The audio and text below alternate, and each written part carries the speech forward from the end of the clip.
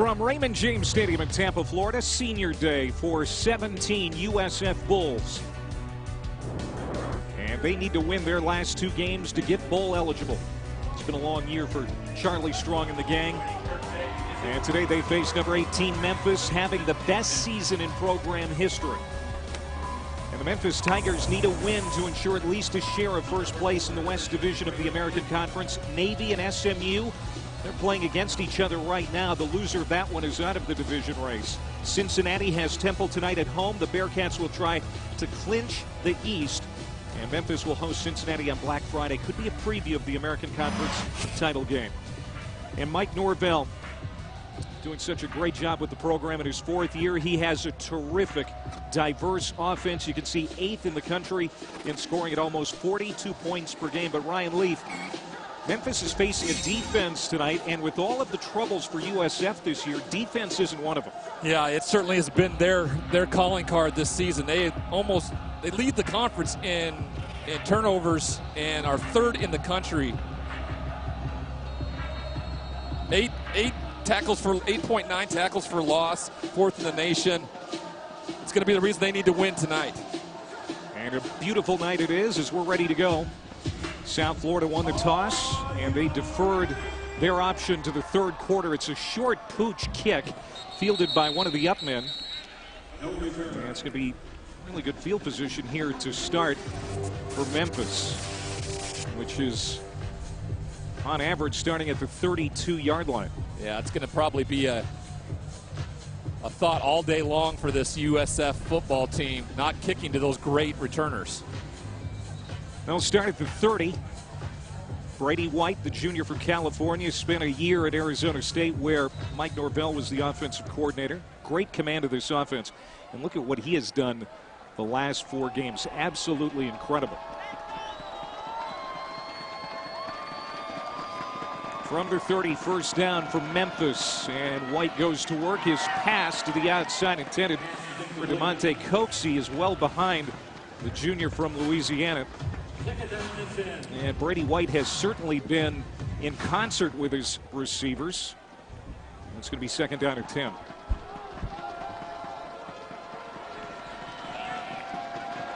Gainwell in the backfield. It'll be White complete for the first time. He's going to pick up 4, and it'll be third down. That one caught by Coxie. Now 28 games in a row with a catch. But Brady White, 28 touchdowns, tied for the most in the American. Only 5 interceptions, Ryan. Yeah, really efficient with the football. Tell you what, though, USF has really come after him the first 2 plays of this football game. They're trying to send a message on this first drive and get off the football field. Memphis needs the 40-yard line. Coming back to the ball is Kadarian Jones. He's not going to get to the 40. He is cut down by Bentley Sanders, the sophomore nickelback. And we'll see what Memphis decides to do. They're going to come off the field, and it's going to be a 3-and-out for the Tigers offense. Yeah, that's special. They've had a really hard time this year getting off the football field. They're 105th in the country. USF is on third down at almost 50%. They get off the field here early with that defense. Let's see what the offense can do in return. Adam Williams on to punt, the sophomore from Lebanon, Tennessee, averaging an impressive 46 yards per kick. KJ Sales, who's had some trouble muffing punts this year, and he fields that one cleanly. And they'll spot it at the 25-yard line, and we'll get our first look at the USF offense under the leadership of Jordan Mcleod, redshirt freshman from Tampa, Florida, who took the starting job after senior Blake Barnett went out for the year. He's gone 4-4 as the starter, and despite some hand issues, some shoulder issues, this is the healthiest he's been, and the numbers aren't too bad the last few games. No, and you can tell he's trending in the right direction as his stats show us the last few games. They're going to run it on first down, and it's Kelly Joyner. And it's a first down carry, 13 yards for Joyner, the true freshman out of Groveland, Florida. And he needs to have a good game because Jordan Cronkite and Trayvon Sands, the other 2 running backs, are out tonight. Yeah, both out of the game. That means the true freshman's going to get an opportunity. Coaches think he is the fastest the comparison we got was Demps under Charlie Strong at Florida. I thought that was a pretty good look at that. The freshman from South Lake, Groveland, Florida here. Joseph Dorsey is slow to get off the field for Memphis, but he does. The defensive end where the Tigers, there's Charlie Strong, 10 wins in his first year in Tampa.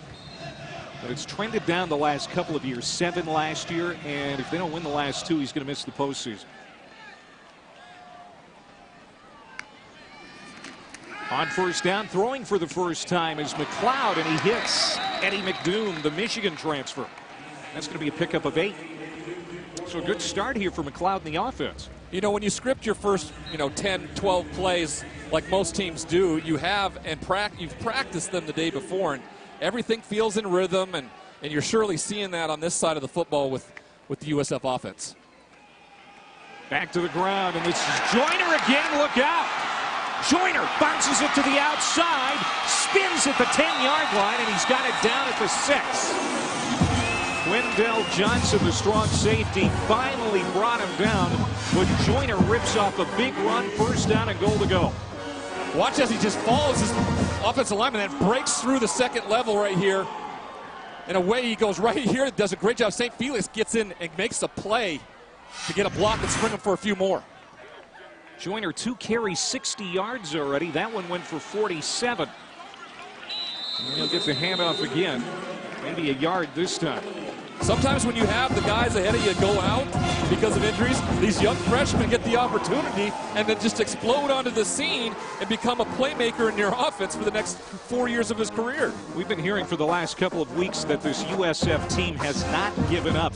They have not quit on Charlie Strong, and again, even with injuries, we're not seeing that, at least so far tonight. No, and you can kind of tell just from the coaches how excited they were talking to us about what's transpired this season. There's Joyner again trying to pick his way toward the goal line. He's going to be stacked up at the 1, and it'll be third down and goal to go. He's just little enough. He hid from everybody for a little ways and almost got into the end zone right there. 5'9", 175 pounds. Again, Cronkrite and Sands. They are out, both with shoulder injuries. Dave Small now checks in. He's number 21, another sophomore running back.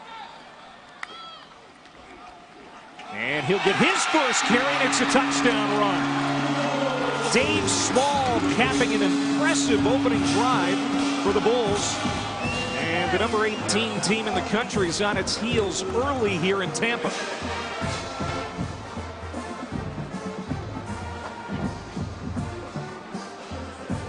Just the second carry on the year for Dave Small, and it's a touchdown from a yard out. As Spencer Schrader comes on to tack on the PAT. Actually, this is going to be Kobe Weiss, who is just off a hip flexor injury. He tacks it on, and it's 7-0. What a wonderful response and start for this Bulls football team to go right down the football field and do it by running the ball right here, just power. Offensive line gets some movement up front. He's got a free lane to the end zone. Tripped up, but falls in for the big 6. And, Clay, I tell you what, the offensive line was much maligned with some injuries there. And they had a week last week to get together against that Cincinnati game. They came out on fire last week, too, offensively. So it's a matter of maintaining that, converting. Wonderful start. You couldn't ask for a better start for the University of South Florida right now, and Charlie Strong's he's got a little grin on his face. Trying to play spoiler tonight against number 18 Memphis. Scoring certainly has been a struggle. Just 23 points per game, but already with a touchdown on the board, and with their third string running back doing it. Kelly Joyner doing the heavy lifting on that opening drive. Another short kick as they keep it away from the deep return man for Memphis. And the Tigers will start this series at the 25-yard line. Just a wonderful job of doing what's been asked of you on special teams. And, they get the ball to the 25, which is where a touchback would be normally. And you keep the ball out of their really fast and dynamic returners. Yeah, they've got a couple of kickoff return touchdowns this year, and they're not going to play with that fire. So a 3-and-out for Brady White and Memphis on the opening series, Ryan, and we'll see what adjustments this offense can make to maybe find some traction. Kenneth Gainwell in the backfield. They'll feed it to the outstanding redshirt freshman, and that's what we have been seeing from Gainwell here. He's been their best player the last 7 weeks or so. Well, I dare to say he's probably been their best player. I know the quarterback gets a lot of attention, but not only on the ground, but what he's been able to do in the receiving game, I think, is just as effective. Now we get some motion, perhaps on the right side, unless USF was offside. Adam Savoy is our referee tonight. Offside. 5-yard penalty. First down. And it's against USF. So that'll spot it at the 44-yard line for Memphis. It's on Greg Reeves, one of the seniors, playing his last home game here tonight for the Bulls. Trying to bounce it out as Gainwell. He's going to be cut down at the 40-yard line. Dwayne Boyles, their Sam linebacker, with a nice play. That's going to be a loss for Memphis. And they just go right to the zone, and Boyles just stays on there. They probably could have got him maybe for a horse collar, but he didn't quite get his hand in the back all the way. That's his 12th tackle for loss this year, which leads the team. And Brady is chased out of the pocket and threw it away. He was chased by Blake Green. Got to be impressed, Clay, with their ability to get after the quarterback already. Even when they asked him to throw short little passes early on, they were able to make tackles in space and get them down to the ground. There they not only in pursuit on the running play, but also there to get the quarterback to throw it away to set up a third down.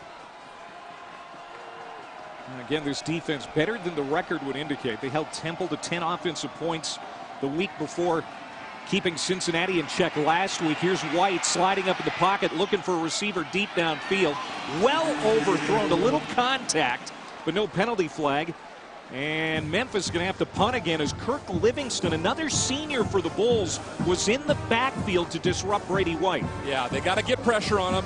And then there at the back end, you watch Sales do a tremendous job of staying within Jones's arm coverage there, and then not get the flag, because I think Jones flopped a bit there, if you want to look at that again. KJ Sales is back to return this punt. And he's going to be leveled at the 10-yard line and driven down right there. A 49-yard punt, no return. Great coverage there by Claybrooks for Memphis, but they're down a touchdown.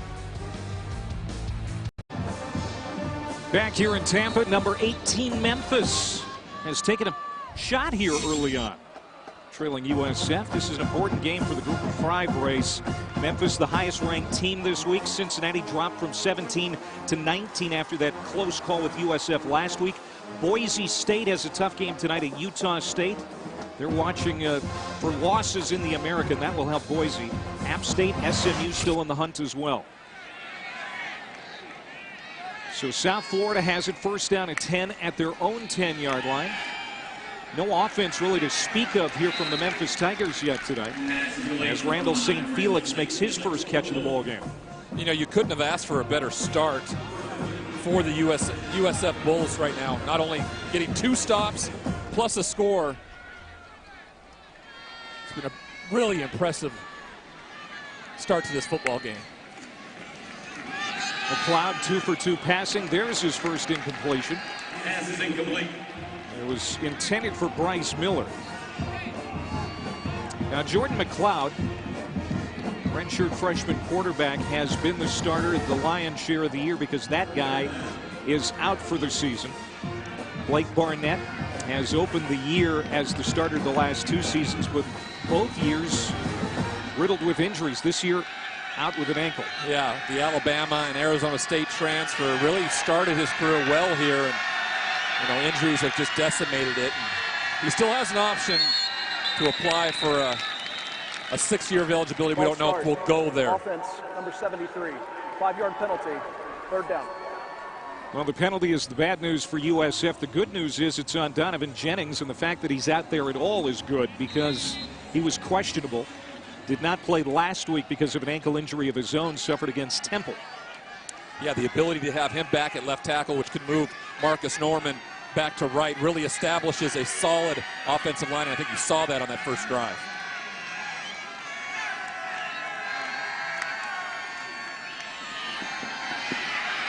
Mcleod rolling out. He got it out of the end zone, I believe. Yes, he did. First sack of the bowl game for the defense of Memphis. And it's going to be fourth down. It was Tim Hart, the middle linebacker, getting in. You know, when you're in this situation down by the goal line, the ball has to come out now. You cannot afford to try to run around back there because it's not going to work out. Luckily for him, he was able to get the ball outside the goal line and not give up a safety, which would have been a terrible thing to finish, especially after the defense has played so well the first two drives.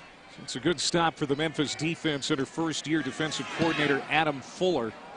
And this is a booming punt from Trent Schneider. That sails out near the 35-yard line, actually the 34. Trent Schneider, the 29-year-old Australian with a huge leg. That's a 65-yard boot. What a flip of the field. Punters are so considered part of the defense. I've always felt that way. Their ability to change field position makes them such a defensive weapon. And when you're able to do that from the back of your own end zone, what a great response there by the punter. Did you ever do any punting? I did a little punting in high school. It is an undervalued weapon. Nothing like that. No 69-yarders? No, sir. That's the longest this year for Schneider.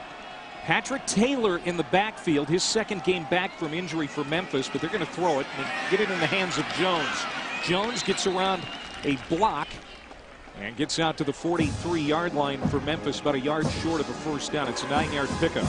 Antonio Greer let him out of bounds. I'm sure Mike Norvell sat down with his quarterback after that last series and said, we're going to get back to what we do. We're going to get the ball out on the perimeter, let our playmakers make plays. Brady White's going to keep it. He's going to run and slide for the first down. Now, Brady White just trying to get comfortable now in this offense, which didn't muster anything on its first two possessions. But they've got a great quarterback in White. Conference Offensive Player of the Week after a terrific game at Houston a week ago. We'll hand off to Taylor. Patrick Taylor injured his foot week 1 against Ole Miss.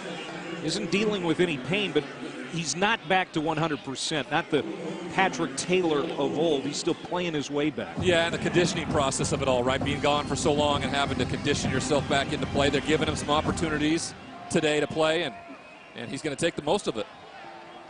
So Memphis now has it at midfield. Down a touchdown. We'll pitch inside to Patrick Taylor. He's got room to run. A stiff arm, and he's pushed out at the 30 of USF. Gain of 20. And Memphis in plus territory for the first time tonight.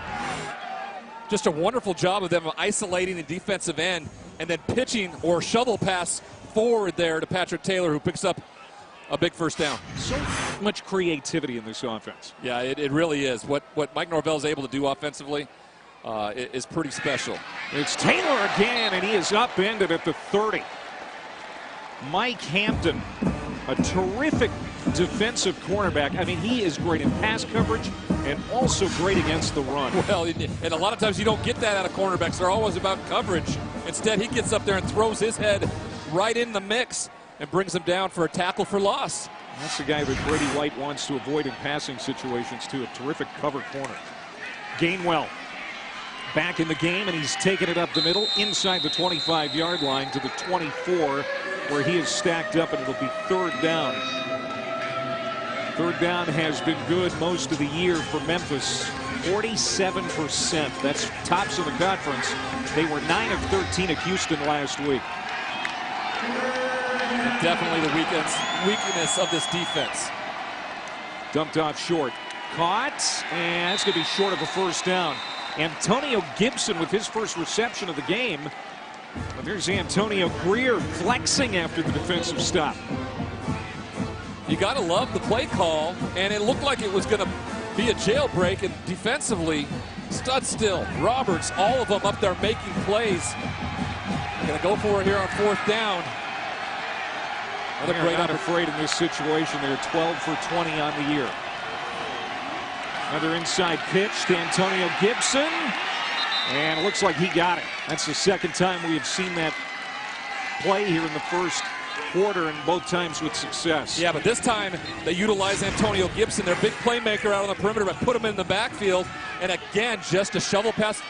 Great effort by him just to get past the line of scrimmage and get that first down.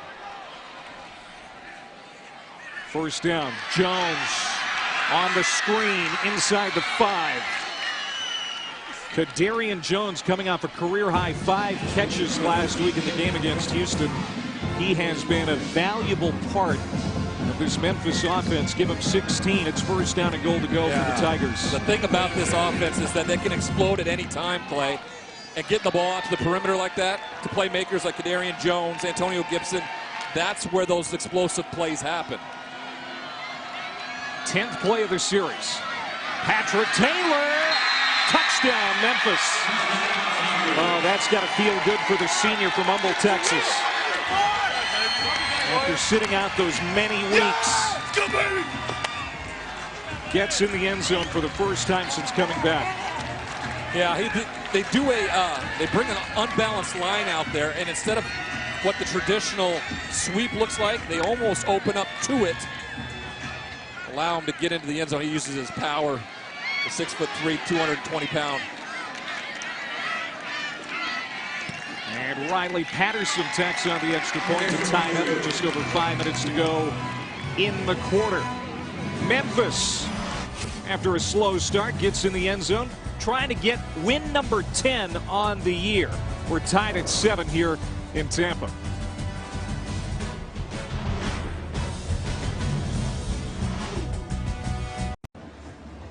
It's a good start tonight here for the South Florida Bulls. We'll see if they can sustain it now against second straight opponent. It's ranked in the top 25. There's Charlie Strong in his 3rd year here at USF, 59 years old. 10 wins in year number 1 in Tampa. 7-0 start last year before the Bulls lost the last 6. And it's just been a tough year, keeping guys healthy this season and winning football games. 4-6 entering play tonight. They need to win their last 2 games to get bowl eligible. Pass incomplete for Jordan Mcleod. Bring up 2nd down. That was intended for Bryce Miller. There's the offensive coordinator, Kerwin Bell. He has spent the year trying to get this offense to start fast, play fast, and score fast. Well, that's another reason why it's been a struggle, because they've instituted a new offense. And that's always hard. Terminology, verbiage, all those things that come into it. And now having to play a freshman quarterback, that's made it problematic since the start. Slow starts have been a problem for this team. Not tonight, though. Mcleod sprinting out, looking downfield, and he's just going to keep it and walk out of bounds.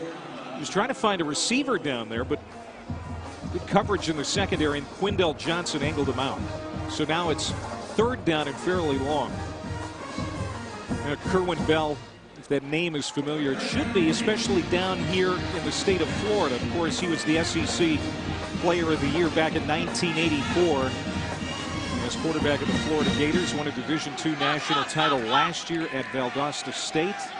Put up a lot of points with that program and trying to get it turned around offensively here in South Florida.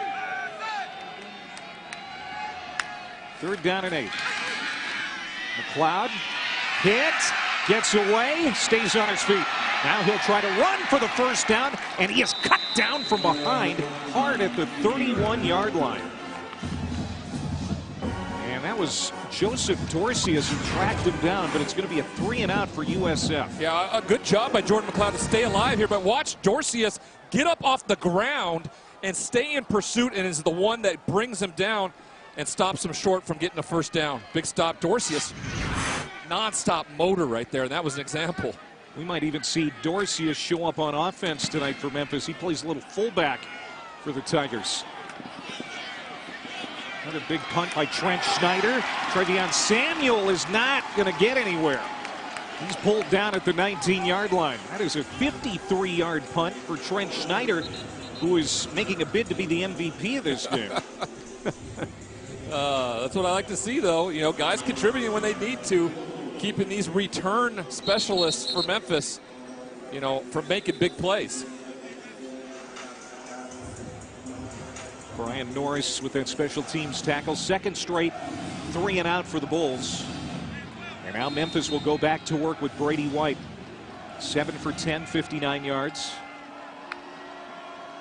Most of that production coming on the last series for Memphis. It's Patrick Taylor again. It's just great to see him out there. No, it really is. And I'm a little surprised to see him getting the majority of the carries right now for how good Kenneth Gainwell has been. Right. Well, Anthony Greer, sophomore weak side linebacker for USF, is down on the field. That's a guy that Charlie Strong can ill afford to lose. Leads the team in sacks. Very athletic player who has come on here in recent weeks. Yeah, there's something to be said about the limiting in practice of hitting that has started to come about because of the safety issues and how that has reflected on the injuries. Because everywhere we go, every week we stop in a new place, teams are essentially the walking wounded. And the largest variable of all of this is the injury front. If you're lucky enough to stay injury-free throughout the year, you have a really good shot of winning and putting yourself in conference championships. And that's why USF was really concerned coming into this game. They've been beat up all year, but especially coming into this game, losing their top 2 running backs in Cronkite and Sand. But after that opening drive, maybe all those concerns go out the window because Joyner looked pretty good. Yeah, running the football hasn't been the problem. It's been throwing the football so far in those last 2 3 and outs.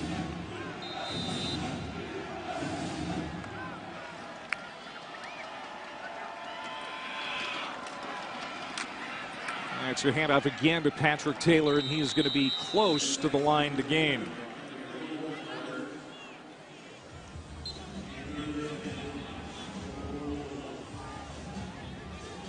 Welcome to Raymond James Stadium in Tampa, Florida on this beautiful afternoon. Number 18 Memphis and the University of South Florida.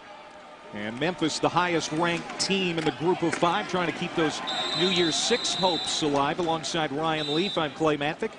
Glad to have you along here tonight. USF just trying to get bowl eligible. They need to win tonight and next week to make that happen. Got out to a great start here tonight, Ryan. Despite some injuries, it was a 7-0 lead after an opening scoring drive, but Memphis has answered back. Yeah, they took their best punch and now have put together a solid drive and have the football back after making a couple stops. Watching a really good quarterback in Brady White from Memphis. They're in the white uniforms. The handoff to Patrick Taylor. And on second down, doesn't get much as Devin Studstill makes the tackle. USF scoring on its opening drive, 6 plays, 75 yards. Dave Small taking it in from 1 yard out. And Patrick Taylor, who is in his second game back from injury, he capped a nice scoring drive on the last possession for Memphis. Yeah, offensively, what Memphis does is just absolutely dynamic, and they've shown it from both sides, throwing the football already and especially running the football with Gainwell and Taylor. Memphis terrific on third down this year, right around 47%, trying to convert. Pass, nobody home except the USF defender, and it's KJ Sales coming back the other way, and he's got a convoy. And he's pushed out near the 25-yard line. KJ Sales, the North Carolina transfer. And USF is in business in Memphis territory. Jones and White are just not on the same page here as Jones breaks for an out route, and Brady White throws it up, thinking he's going to go on a fade, and sure enough, KJ Sales is right there to take it, and that does a tremendous job of following his blockers and returning this football to put them in really good field position. There have been some problems for South Florida this year for sure. Defense, not really among them. No, not at all. When you're talking about 22 takeaways, which is tied for third in the country. The biggest one for me is the tackles for loss, right? They are in the backfield. Charlie Strong loves that. Almost 9 tackles for loss per game, 4th in the country, and then only allowing about 180 passing yards, which has been a staple for Memphis. So that's going to be, strength on strength in this football game. And now Mcleod wants a timeout with 1:20 to go here in the first quarter. Timeout. South Florida. They're first. 30 seconds. The #1 pass defense in the American Conference, picking off Brady White, just the 6th interception thrown by White this season. A very competent, capable, smart quarterback, completing over 67% of his passes.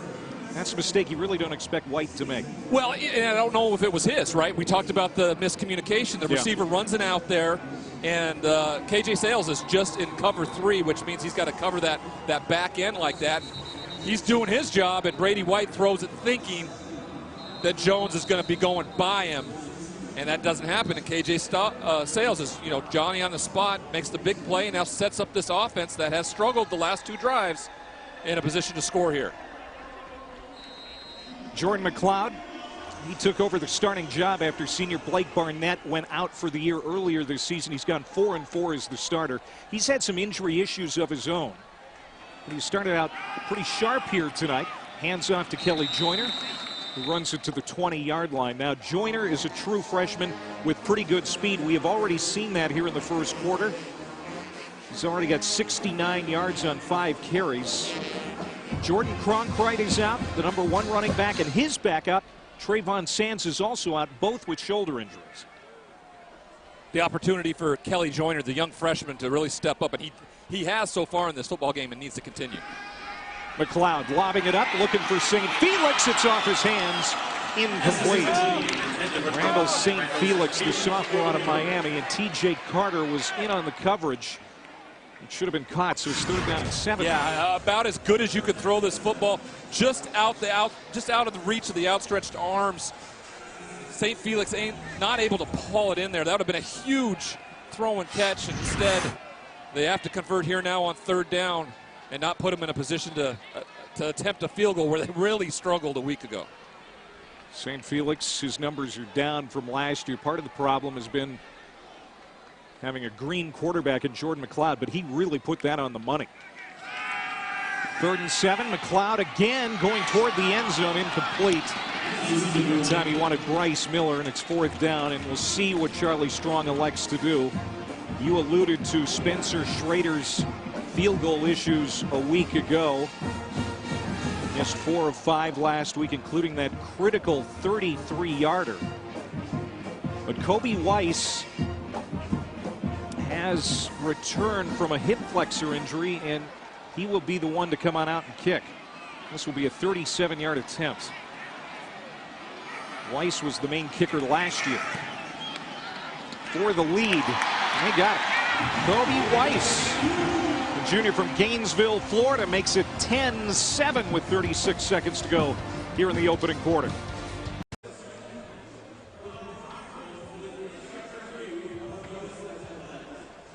Welcome back to ESPN College Football, presented by Sling TV.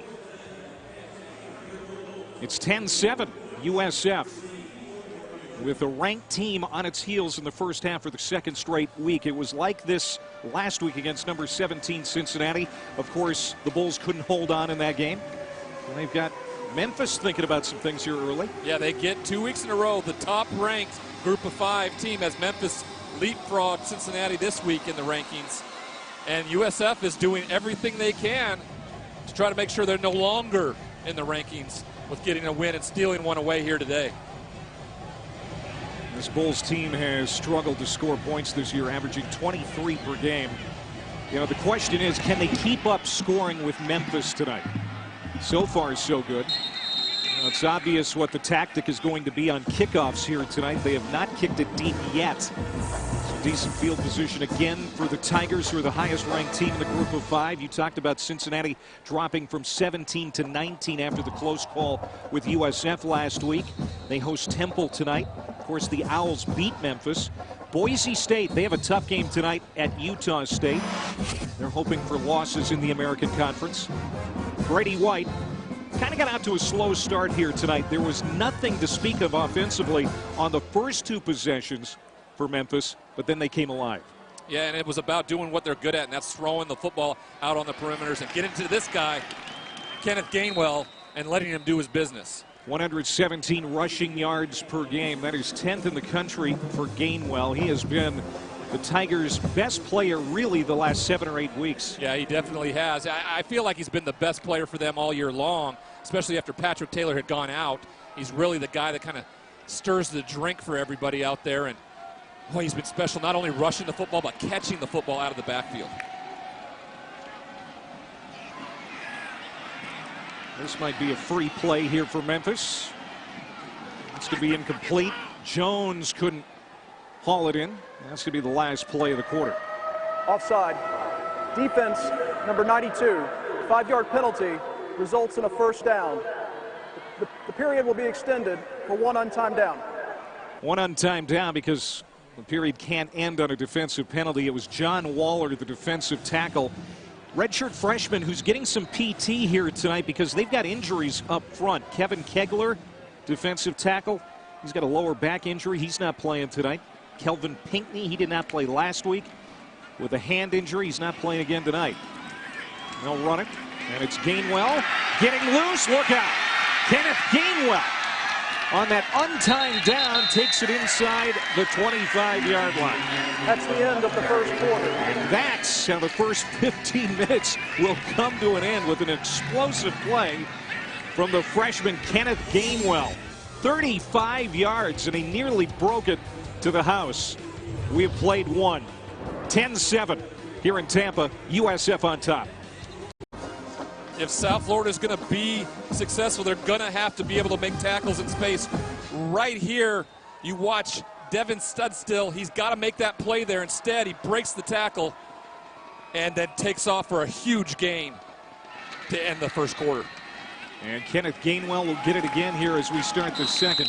Coming into the game, Ryan, Gainwell had 586 rushing yards after contact. That's most in the American Conference. And you're right, that was a tackle Studstill needed to make because it turned into an explosive play. It did, and coaches talked to us, especially Coach Mike Norville last night talked about his phenomenal footwork and balance, and that was an example right there. Play fake, White rolling out. Now comes across the field, it's picked off again. Second interception for the Bulls defense. Room to run. And Daquan Evans, the true freshman from Orlando, brings it all the way back to the 41-yard line of Memphis. You don't see this happen a lot, especially with the freshman play, where he's right where he's supposed to be. He doesn't vacate his zone here and is right in the proper spot to make a huge play and go after the football. Already the second interception for Brady White tonight. He had 5 entering this football game, 7 already. Remember Brian Jean-Marie yesterday when we met with the USF defensive coordinator. He says, there's a guy that's not on our 2 deep. You're going to want to put him down. His name is Daquan Evans. We think he's going to play a lot tomorrow, and he's going to make an impact. And certainly he has here in the first half. Well, a lot of times when you get freshmen in football games, they don't necessarily do this, where they stay where they're supposed to be. They try to do too much. And he was perfectly placed in that cover 4 zone. And as soon as he saw the ball thrown, he accelerated, went and got it. 2 straight possessions for Memphis, 2 straight interceptions thrown by White as Mcleod will leap ahead to the 33-yard line, about a yard shy of the first down. Last possession for USF, they were only able to turn that turnover into 3 points. We can see what the Bulls do here with 13:39 to go here in the first half. Kelly Joyner finds some room on the outside, lowers his shoulder, picks up the first down and more.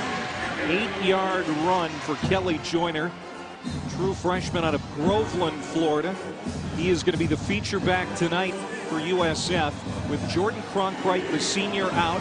He's got a shoulder injury, and his backup, Trayvon Sands, also a senior, also out with a shoulder problem. I don't know if you saw that, everybody out there, but 11.1 yards per carry so far this year, or today for the young freshman.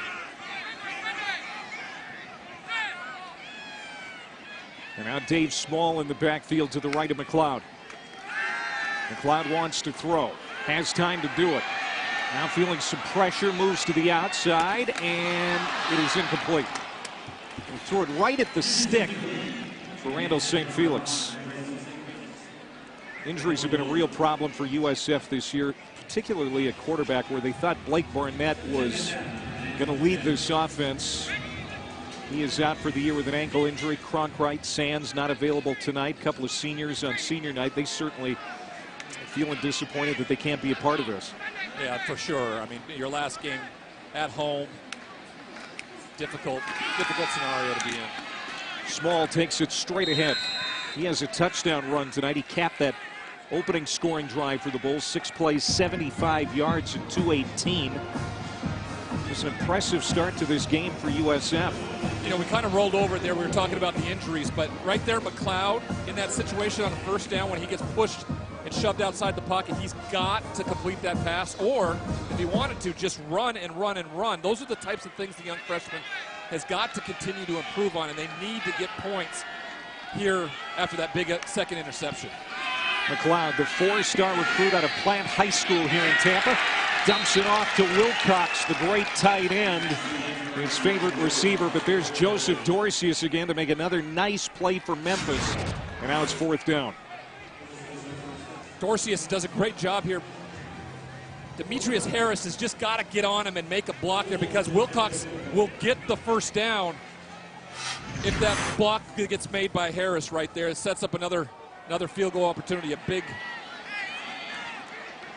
It's Kobe Weiss. He hit from 37 before. This one from 43. No. And field goal kicking continues to perplex USF. They leave 3 points on the field, but they lead by 3.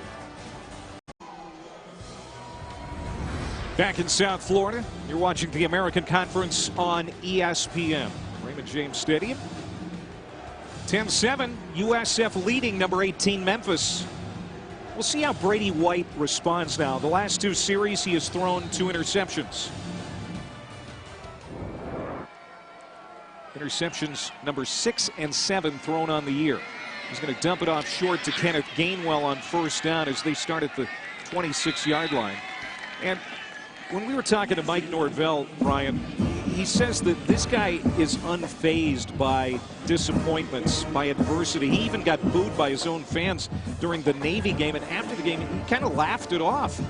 You know, it is what it is. As a quarterback, you have the shortest memory possible, and he's got to throw away, flush both those interceptions, and give it to playmakers like Gainwell there for a big gainer. That's what Kenneth Gainwell does. He had a 35-yard run on the last series. This one, 21 yards. And you can see the drive chart for Memphis. A couple of interceptions. Started the game with a punt. They got a touchdown mixed in there. But overall, I'm sure Mike Norvell, who also calls the plays, isn't happy with their start. And it'll be close to a first down for Gainwell. Well, I probably suspect he's not happy with Brady White's start. He's got to be very happy with the start of Patrick Taylor, as well as his other running back, Kenneth Gainwell, who are both really, really good and playing that way today. That was Taylor on the last carry. He'll get it again. And it'll be a first down as Dwayne Boyles brings him down, but they'll move the sticks. You and I talked about how that last drive for USF during the break there, not getting any points, right? I mean, there comes a point today where Memphis just goes, okay, and they explode. That's what they do. And if USF's not getting points, then it's going to be a huge problem. Screen. Kadarian Jones picked up about 5 or 6. 42 points per game for Memphis. That's 8th in the nation, 3rd in the American, behind UCF and SMU. How about that? You've got the 8th best scoring offense in the country, only the 3rd best in this conference. You got to score to play in this league. Yes, you do. There's Patrick Taylor in the backfield, but it'll be White on the keeper, and he dives ahead for the first down. Now, running is not White's strong suit, but he knows when and where to do it. Well, I think his coach and him have had discussions around when he needs to utilize that stuff, right? Because they throw the ball so much, that's why he has a lot of negative yardage in terms of rushing. But he's very capable. Trips to the right. short side of the field, looking that way is White, and he tries to get it in there to his tight end. Cam Wilson is going to be incomplete. Wilson out of bounds. And Sanders was there defensively for USF. This is very similar to the same play that was just intercepted by Evans, and this time they run a little wheel route, and again, the defenders do a tremendous job of being in the right place, and Bentley Sanders gives a little extra business there on the sideline. Down by 3, they're going to run it. Kenny Gainwell, and he's going to be stacked up short of the line of scrimmage. 3rd down and long coming up. Again, this USF defense, pretty salty. Dwayne Boyles and Darius Slade, the Arizona State transfer, combine on the stop. There's the defensive coordinator, Brian Jean Marie, and he told us the biggest key tonight is stopping the run. On the pass, and it is complete to Jones for a 1st down at the 10. And that's the first 3rd down conversion for the Tigers. A wonderful job of Brady White of using his eyes a little bit and holding Antonio Greer right in the middle of the football field and converting on 3rd down. 1st down goal to go for the Tigers. Gainwell plows ahead to the 5. Let's go back to that last pass play for Brady White. Watch as he just flicks his eyes a little bit to the left to start. Does enough, and there's just a little void in that zone where Antonio Greer can't quite get to it, and they pick up the 1st down. I think we're seeing what Mike Norvell was talking about here. He's kind of swept that under the rug, those 2 picks. Yeah, it's like it never happened. You know, we're going to go ahead and do what we do best, and that's score points. They toss it back to Taylor. Patrick Taylor just muscling his way to the end zone. Touchdown, Memphis, and that's the 2nd touchdown for the big man from Texas.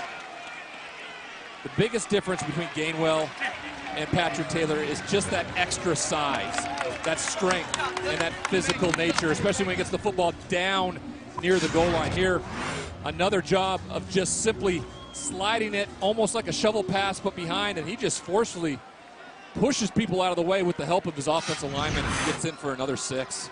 Again, he was hurt week 1 in the game at the Liberty Bowl against Ole Miss. Missed a lot of playing time. He's making up for it here tonight in Tampa, Florida. 2 rushing touchdowns for the 6'3", 220-pounder from Texas, Patrick Taylor. And Memphis goes in front.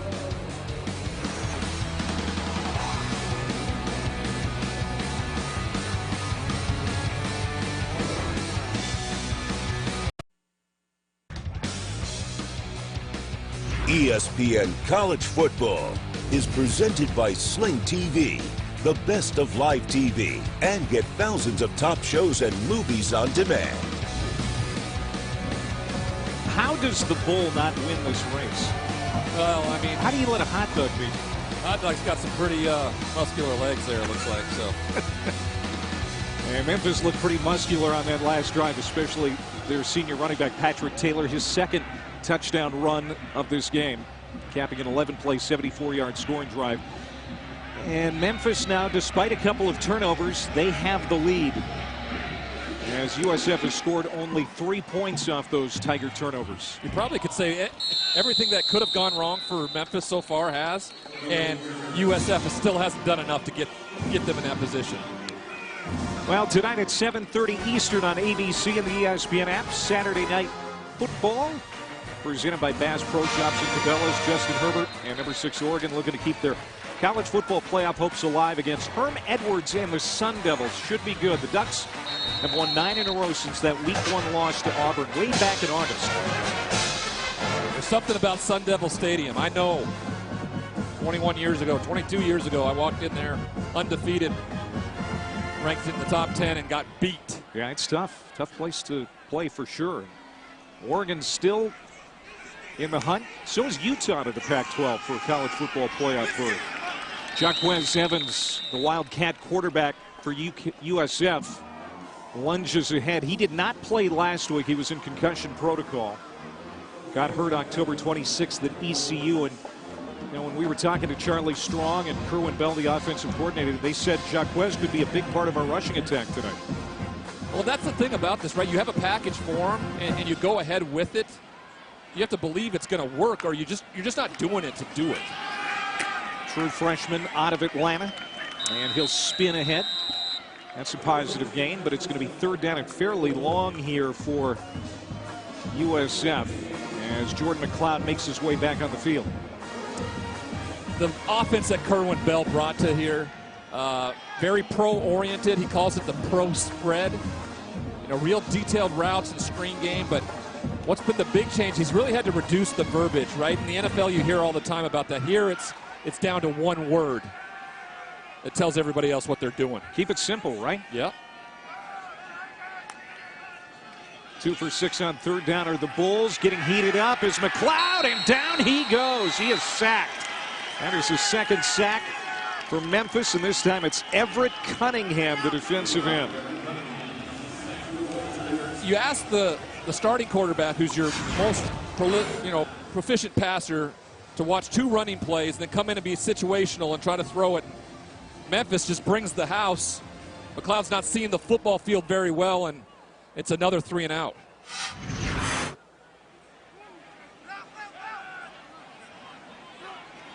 Third time that USF has gone 3 and out. Trent Schneider has had a couple of really big punts. This one not as deep. Trevion Samuel calls for the fair catch at the 34. 2 sacks today for Memphis. That is 41 sacks allowed now by the USF O-line.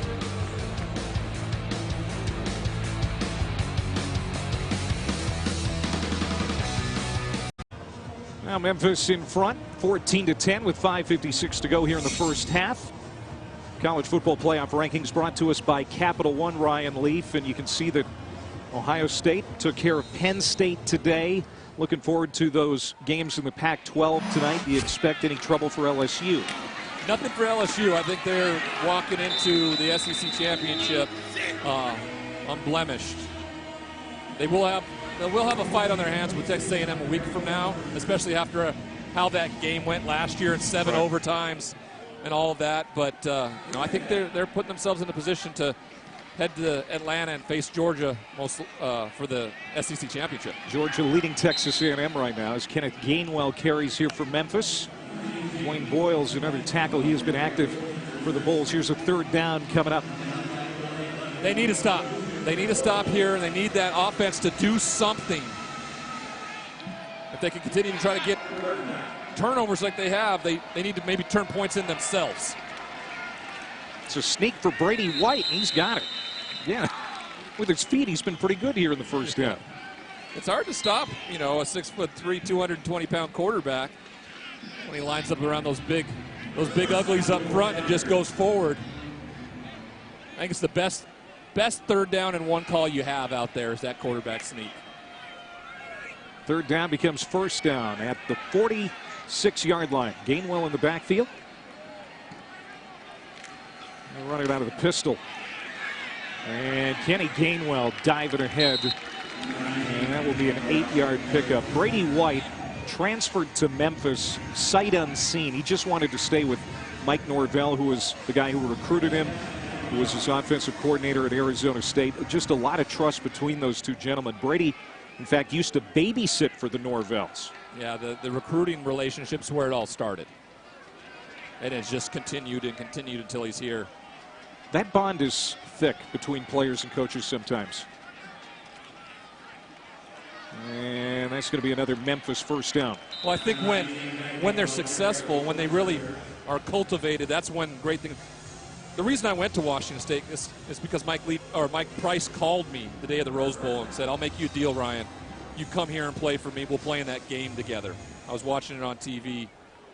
I didn't do the research. I didn't realize they hadn't been there in 67 years, but I took a leap of faith. It meant a lot to you. Yeah, it did, and we. Oh, high snap. Taylor chasing after it. There's a foot race. Taylor got to it first. Can he hold on to it? Looks like he did.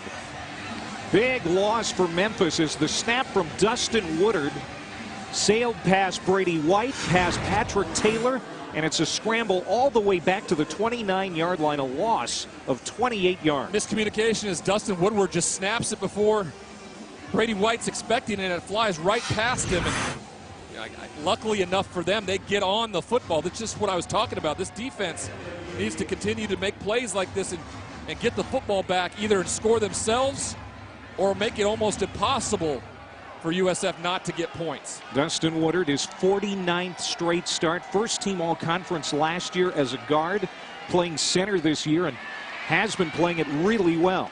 He'll get a big chunk of it back to midfield, a gain of 20 for Coxie. And now it's 3rd down and long. And line play has been pretty good for Memphis this year. Brought back 4 starters. Oh, they've been really good. 4 starters, added 1, and they've been together all year long, which makes a huge difference for a quarterback who's got to stand back there and trust. 3rd down and 18, and we'll see what USF does defensively. I'm going right back to the same route combination they just ran there. Blitz on. White stayed clean in the pocket, got it to Jones. Big play after the catch. Goodbye. Touchdown, Kadarian Jones. Another explosive play for the Memphis offense. 50 yards to the house. Yeah, and exactly the same play they just ran. This time to the opposite side. He comes across the formation and just lights it up to him. Wonderful job of using his eyes, and then come back to the wide open receiver. Then what he does after the catch, just takes off. 26 plays this season of 40+ yards or more. They add another one to the mix. Riley Patterson bangs it home, and that makes it 21-10 with just over 2 minutes to go in the half. Brady White flushes that interception and comes right back to Kadarian Jones. They extend the lead, 21-10.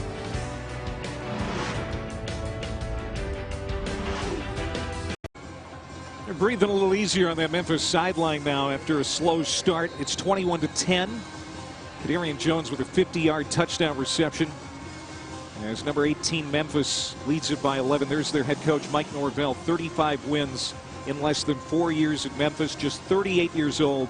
The 7th youngest head coach in the FBS. And a lot of people think that he is not long for Memphis, Tennessee. Our College Football Awards Spotlight is brought to us by the Home Depot, and Brady White, a semifinalist, one of 16 for the Davey O'Brien National Quarterback Award. He has impressive season statistics, and he has started to open it up here tonight. His first touchdown pass, 161 yards already in this game. Remember to tune in for the Home Depot College Football Awards, December 12th, 7 Eastern. I remember that night when we went down to Orlando, my father and I, for that award ceremony. It's one of the coolest things you get to do, and especially when I got to share it with my pops. That was great. And Brady White is right there in the mix to have a chance to head down when the season's all over. His counterpart, Jordan Mcleod, starting to get pressured with regularity. That time, Tim Hart forced him to throw it incomplete. You know, you talked about the sacks before we went to break, and Kerwin Bell talked about how not only is it on the offensive line, but it's also on the quarterback holding the football too much. Getting it out of his hands, getting it to his playmakers and letting them make plays. Let's see if he can stay clean here. He got rid of it, and he got it to St. Felix. Well short of the first down marker, but at least Mcleod was able to avoid the sack. He has already been sacked twice in this game. That's 41 on the year. 5th most sacks allowed in the country. You know, when you bring this pro style of offense in terms of the detailed routes, that takes time, though. And Kerwin Bell told us about how we're trying to make some changes and needing to get playmakers to be able to make those types of plays down the field. Mcleod, wobbly pass, and that's off the hand of Miller, incomplete. So it'll be 4th down. And another punting situation for the Bulls. You know, a week ago we had a Georgia State App State football game where Georgia State stormed out to a big lead. Similar tonight, but USF had opportunities to maintain that and build on it and just haven't been able to do it. Well, Memphis is really doing a good job making Mcleod throw the football here in the last few series. Samuel gets it across the 25-yard line. And Memphis has 3 timeouts to work with and 1:34 on the clock. We'll kick off your Sunday with NFL Countdown. Randy Moss ranking the best catches from this week in college football, plus all access with Dak Prescott before he takes on Tom Brady and the Pats, plus one-on-one with MVP contender Russell Wilson. Don't miss Countdown. Sunday morning, 10 a.m. on ESPN. 21-10, number 18, Memphis. The lead here late in the first half. A win tonight and a win tomorrow, next week. And Memphis will take the West. They'll host the conference title game. It would be the 3rd straight title game appearance for the Tigers.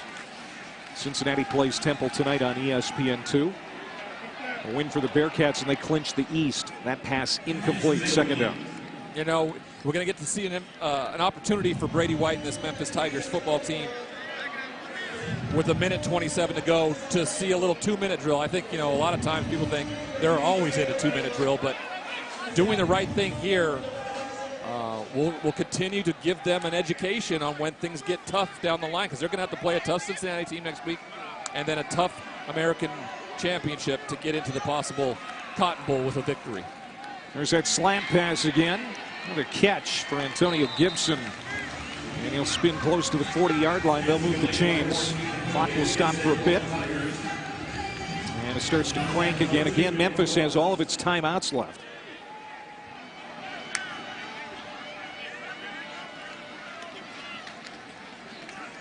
White, incomplete.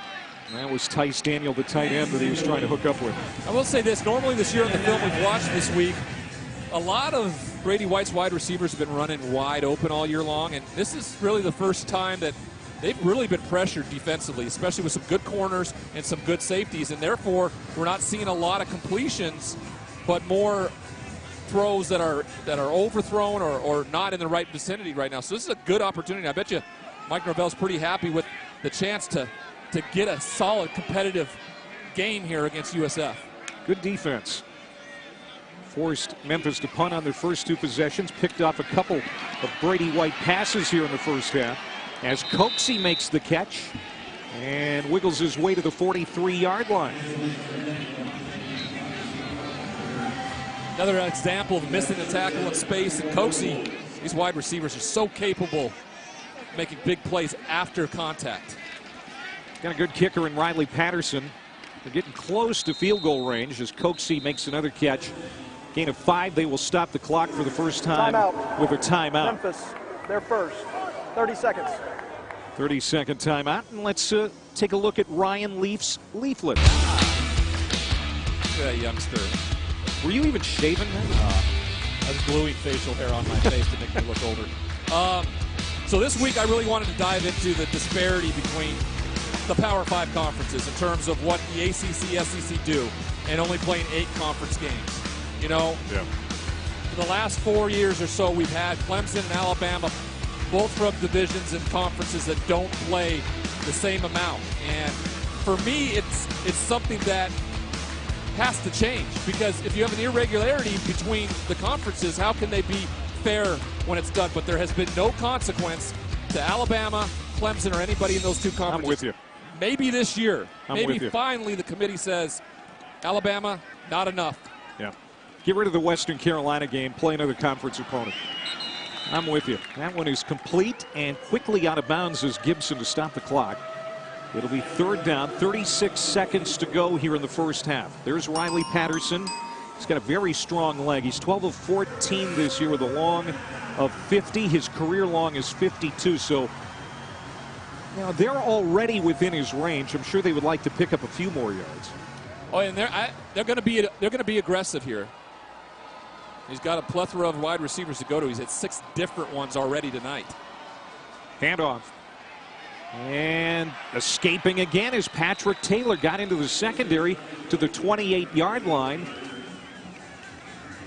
That's another first down for Memphis with 30 seconds to go. Yeah, I mean, they're going to spike the football here or take a shot down the football field as the clock starts to tick. They are going to take a shot. White sliding up in the pocket, looking downfield. And now he's just going to head to the sideline and save some time. as Dwayne Boyles pushed him out of bounds. Time here for me is more important, right? And for me right there, I'd spike the football instead of taking all that time. They lost 13 seconds there. They have 2 timeouts left. Timeout. South Florida, their second. 30 seconds. Kevin and the gang with halftime coming up. 17 seconds or so. He's going to get a timeout.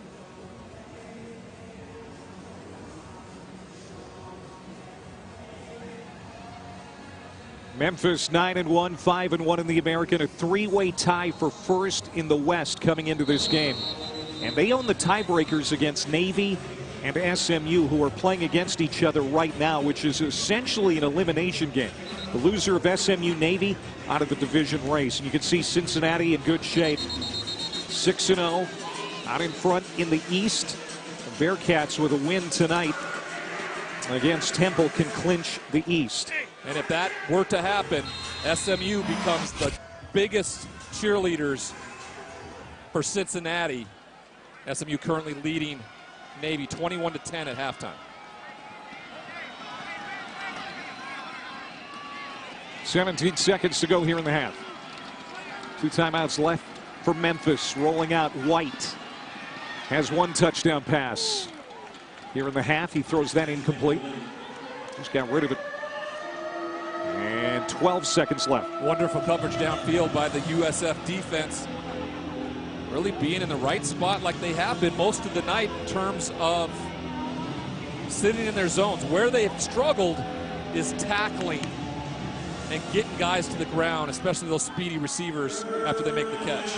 White already with 199 yards passing in this game. It doesn't feel like he has amassed that kind of yardage, but he has. Of course, he has those 2 interceptions. Taking a shot to the end zone. It is caught.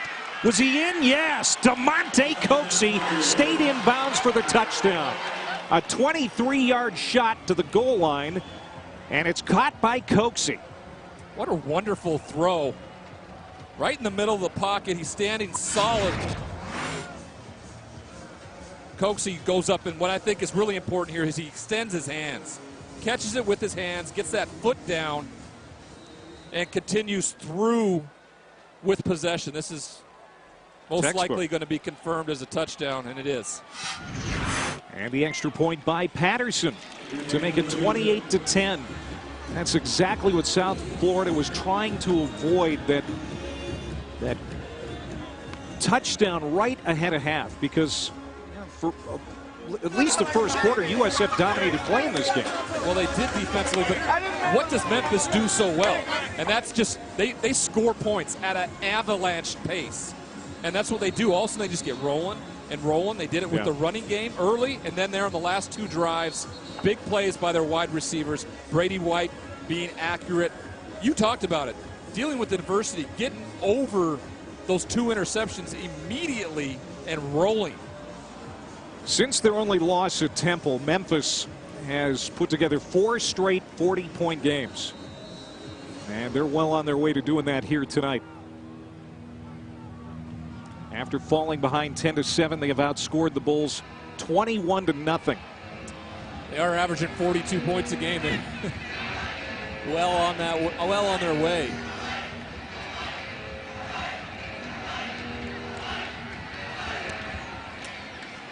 Patterson boots it into the end zone. And it'll be a touchback, and South Florida will have 5 seconds and 1 timeout. Look at the run pass total here for Memphis. 357 yards of total offense. And the South Florida passing game is non-existent. And we were commending the defense of Charlie Strong and what they've been able to do. The biggest thing I am having trouble understanding is Kerwin Bell in that offense. Why haven't they continued to rush the football? That's been the only part of that offensive game plan. It was working well in the first quarter, no doubt.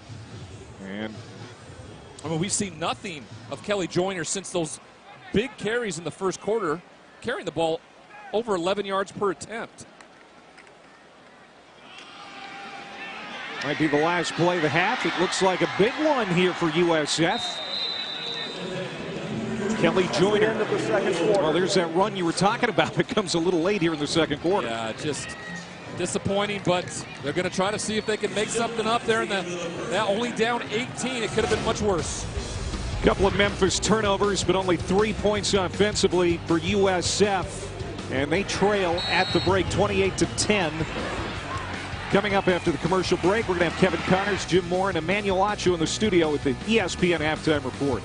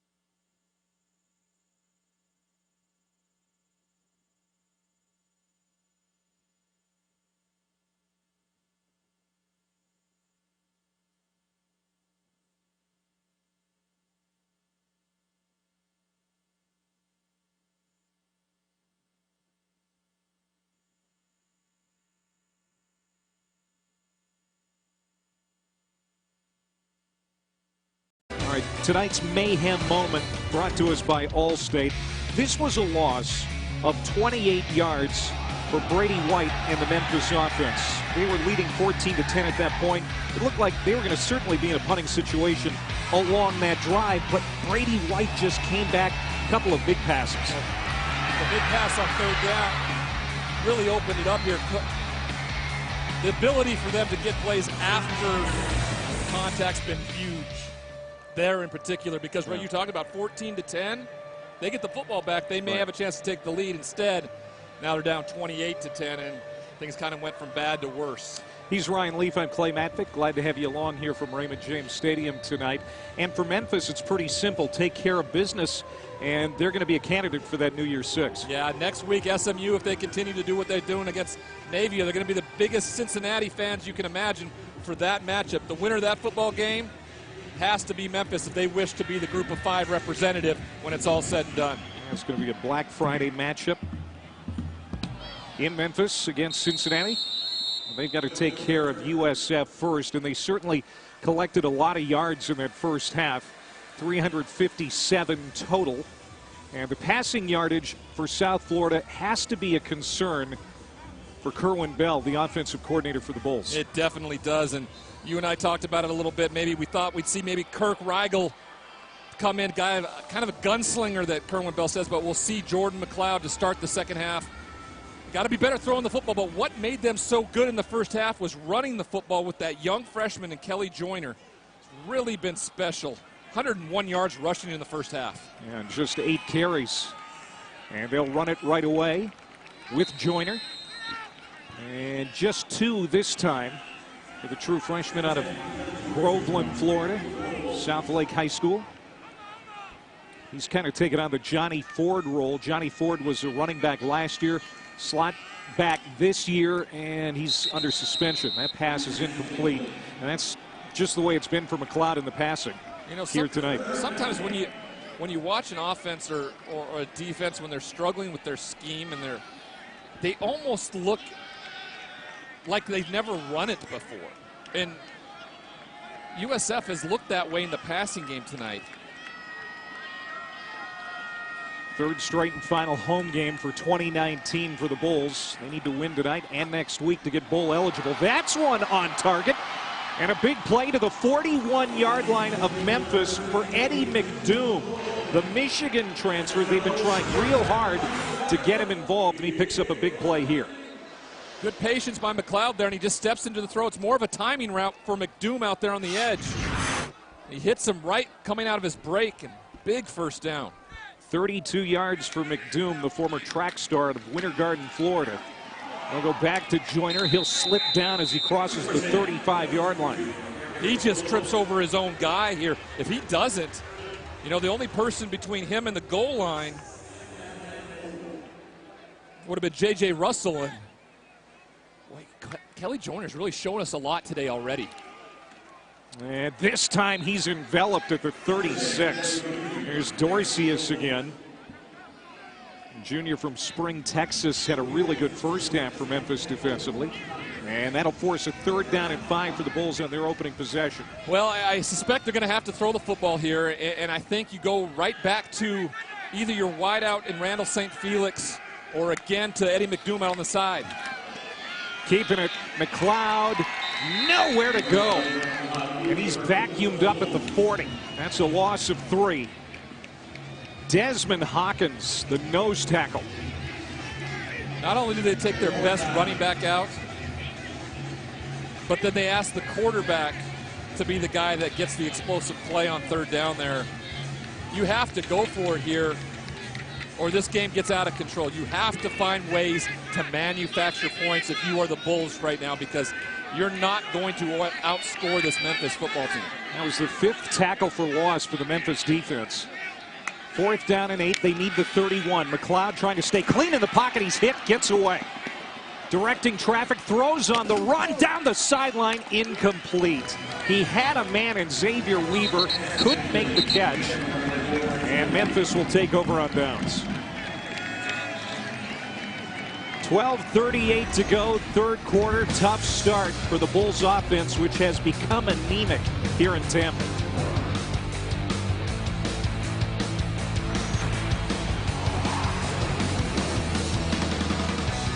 The group of 5 this week.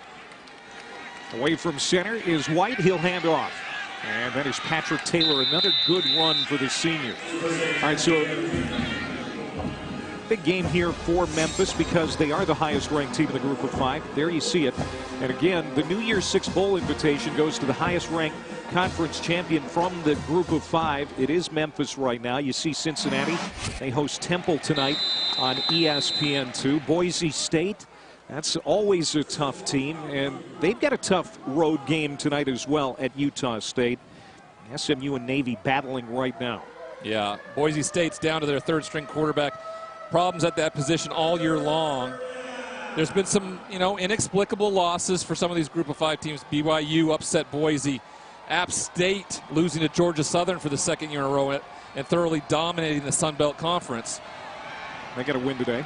They did get a win today. If Georgia Southern loses, they'll be the host of the Sun Belt Championship that you and I get to do in a couple weeks. Sprinting out is White. He is going to be sacked. Now Memphis on 3rd down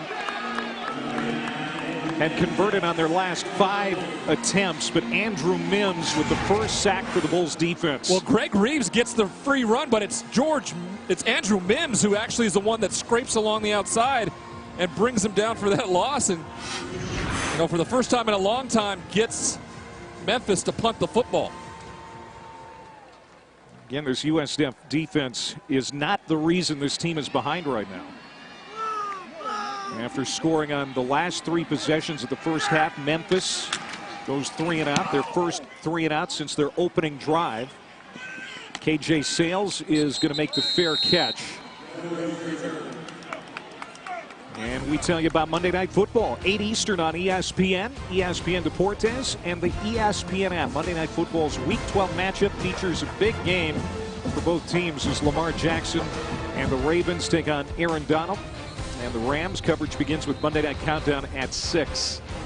The AFC North leading Ravens have won 6 in a row thanks to great play from Lamar Jackson, who Charlie Strong, of course, recruited to Louisville once upon a time. And he told us yesterday in our meetings that he didn't know really that he was truly going to stay and be a quarterback.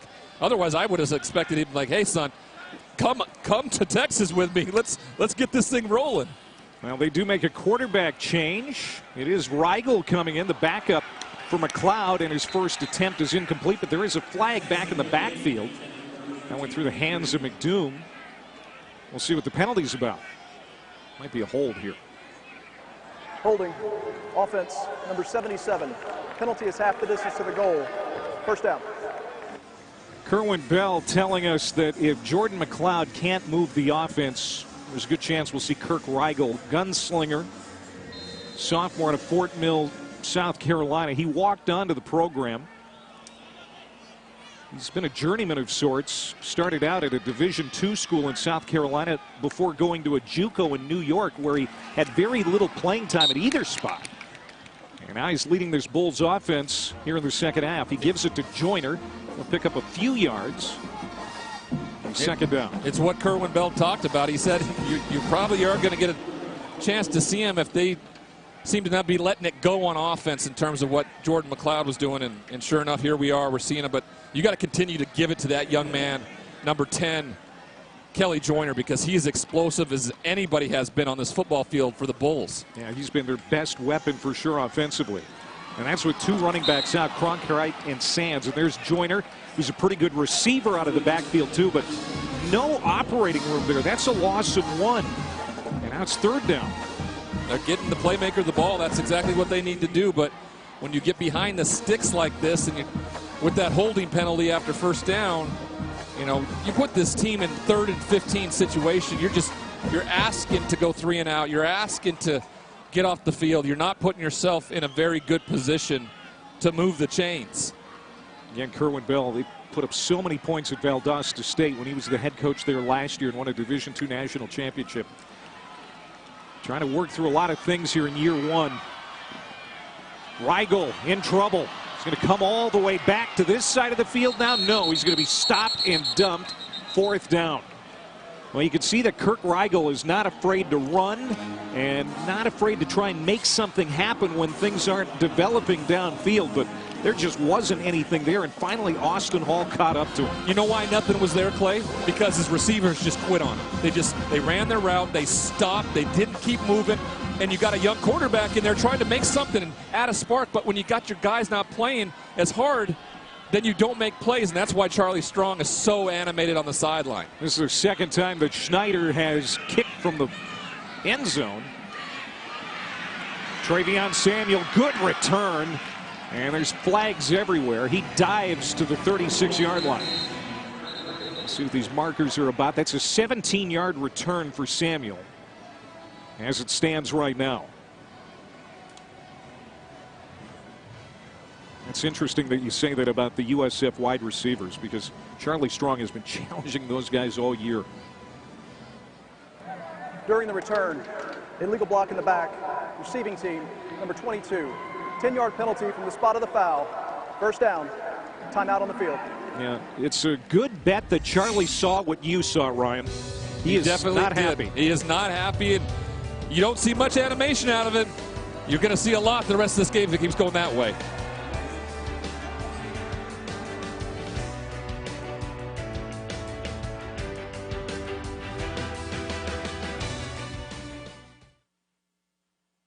Brought to us by Sling TV, and of course it's Brady White. He threw 2 picks, but he has come back with 2 touchdowns. Well, when you're slinging it, that means you can throw a few picks, because you got guys out there who can make big plays for you, like right there as he takes it to the house. And this was one of his best throws of the night, right to Coatsy there for a touchdown before the end of the first half.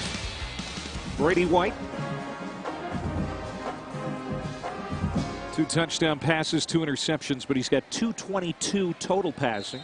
18 of 27. And his team leads it by 18. That penalty right before that commercial break, the first of the night for Memphis, as Kenneth Gainwell with a nice run on first down. He'll get 11.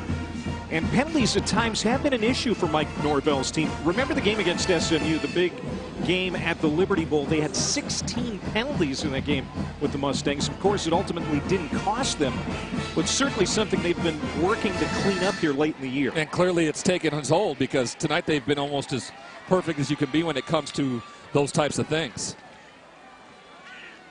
Well, this guy's starting to get greased up. Kenneth Gainwell. That's another first down run.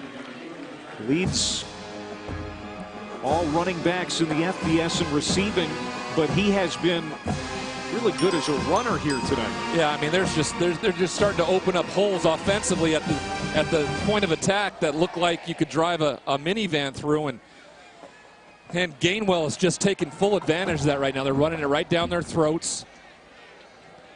14 carries, 128 for Gainwell. He's averaging 9 yards per rush. Here he goes again. And up, this Antonio Gibson this time. That's number 14, Antonio Gibson, who occasionally comes out of the backfield. There's Gainwell. And of course, he made history with a 200-yard receiving game, 100-yard rushing game against Tulane earlier this year. First player to do that in 22 years. Just a versatile guy. Talked to Mike Norvell about it yesterday. Asked him, hey, did you see this coming with the freshman? He said, absolutely. We just didn't have a chance to use him last year. He wanted to use him last year, but it was full of running backs. And it's Gibson taking it in for a touchdown. From 18 yards out, Antonio Gibson, and this is what makes Memphis so dangerous, their diversity. So many guys that can hurt you. Brian Jean-Marie told us yesterday, you try to take a team and make them one-dimensional. And the difference thing is, and he used the analogy of being left-handed and right-handed. We're trying to make Memphis left-handed. Problem is, Memphis is ambidextrous. They can do things with both their right and left hand. You saw it right there using a wide receiver in the backfield, getting to the end zone for a touchdown. Extra point booted through by Patterson. Some good running by Kenneth Gainwell, but it's Antonio Gibson with a rushing touchdown. Memphis in charge now here in Tampa, midway through the third.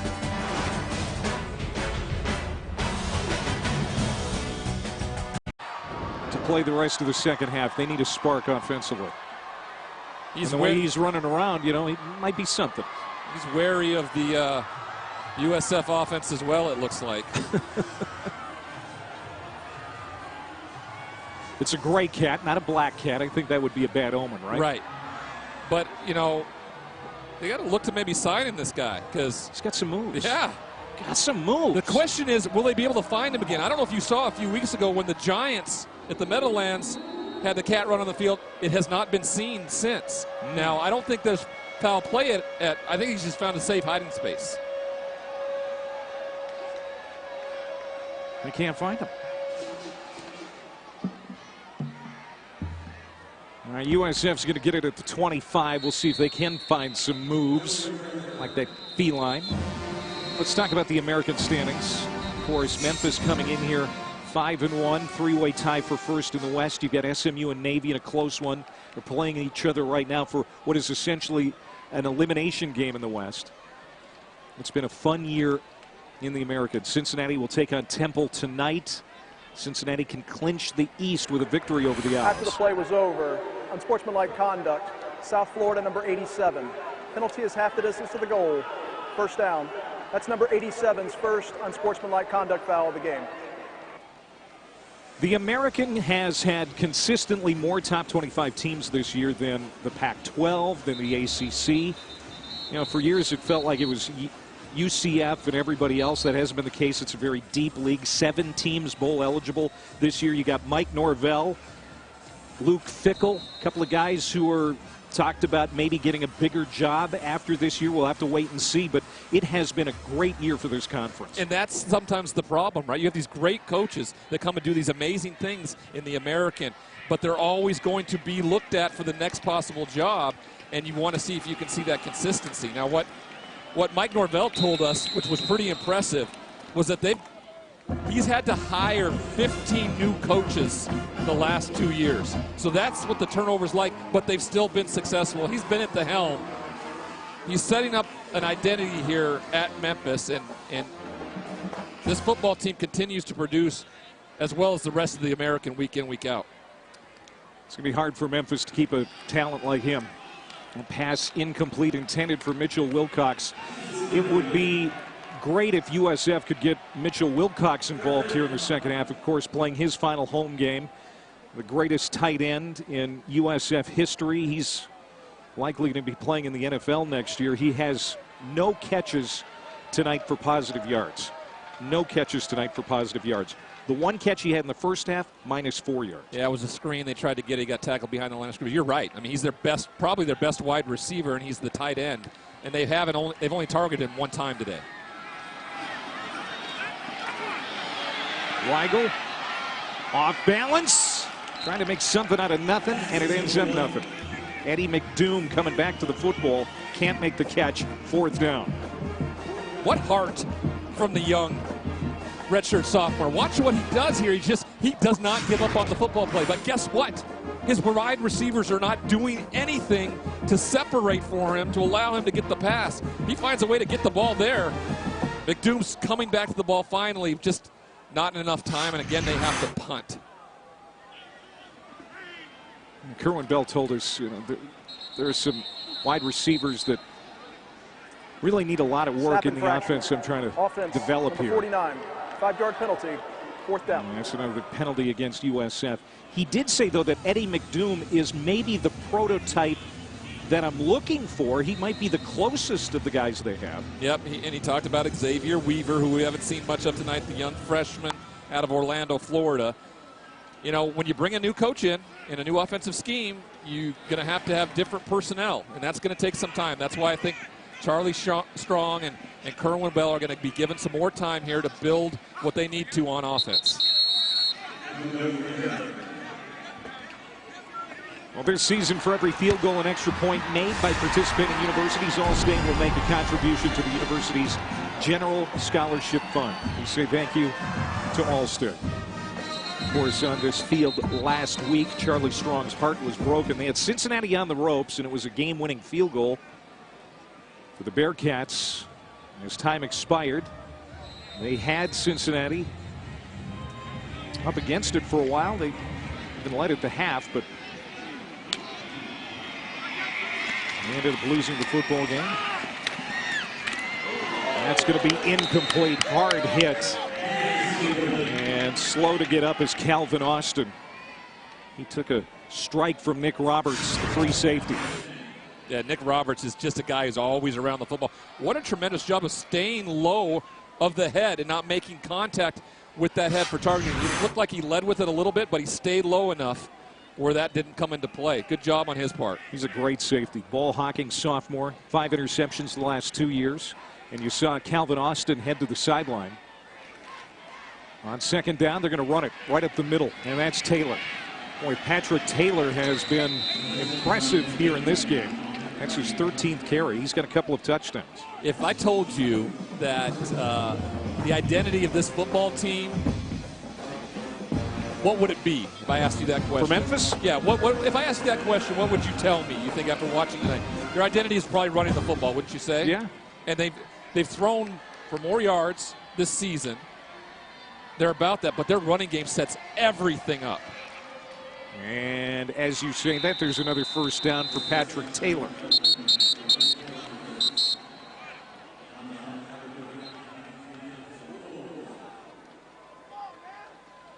I can't talk more highly about a run game coordinator in Ryan Silverfield and what he's been able to do with that offensive line. I mean, they just simply do a tremendous job. Here's the chess match right now, right? Mike Norvell calling the plays on offense. Brian Jean-Marie on defense. Defensively, they allowed a ton of yards to this game, but they have been the reason they're still in it. Big run for Taylor, and that's another 1st down for Memphis as we go under 5 minutes. And he gets out at the 24-yard line. Norvell, the play caller for this offense, 435 total yards for the Memphis offensive unit. And I would probably say that the 435 yards doesn't make me think of the defense playing poorly, but looking at the offensive, it is. This is a jet sweep. Calvin Austin. And he'll get to the sideline. Dwayne Boyles ran him out there. Austin has emerged as their number 3 receiver. You can see they use him as a runner too. Put on scholarship after a career game at Houston last week. And we've got a man down for USF. It's Dwayne Boyles who made that stop. And we're going to take a break as they check on Boyles.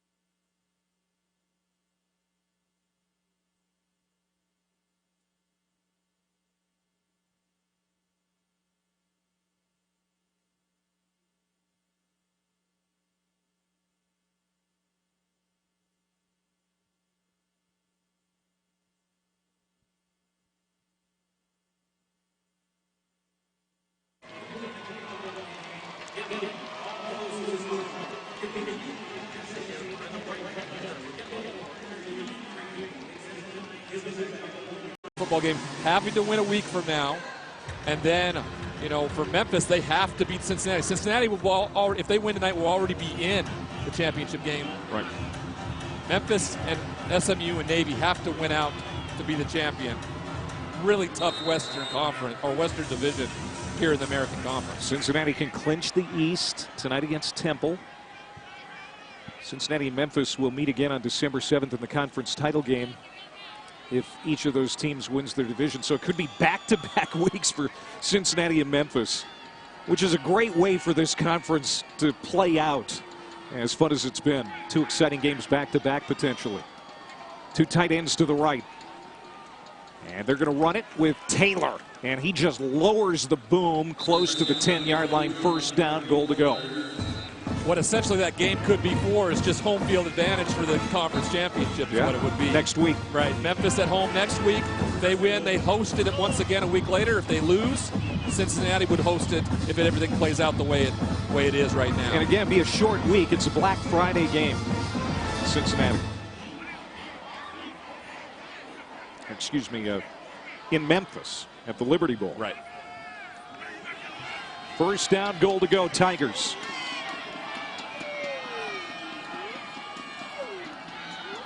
Taking some time off the clock, away from center. It's Taylor again, and he dives in for a touchdown. That's his 3rd of the night. Patrick Taylor is back. And Brian Jean-Marie muttering to himself. Not happy with the way his defense has been playing here in the second half. Well, what's really been the reason why this has played out so well is the offensive line is just grading away for him. Watch him kick out there and just explode through the line of scrimmage, get through a tackle and leap in for a touchdown. I mean, Patrick Taylor has shown that his ability to come back, his stamina is there enough to get, 14, 15, 16 attempts in a football game. What a compliment on offense now at the running back position. You can do you one better, Rhino. It's 17 carries, 95 yards, 3 touchdowns now for Taylor. His ability to be back on this stretch run down at the end is huge for this football team. Are you telling me that you now have to prepare for guys like Patrick Taylor and Kenneth Gainwell? I mean, there's no one. Now, you got to give a ton of credit to that offensive line, but no one's taken him down with any arm tackles. The 6'3", 220-pound senior from Humble, Texas, has got that man, Brian Jean-Marie.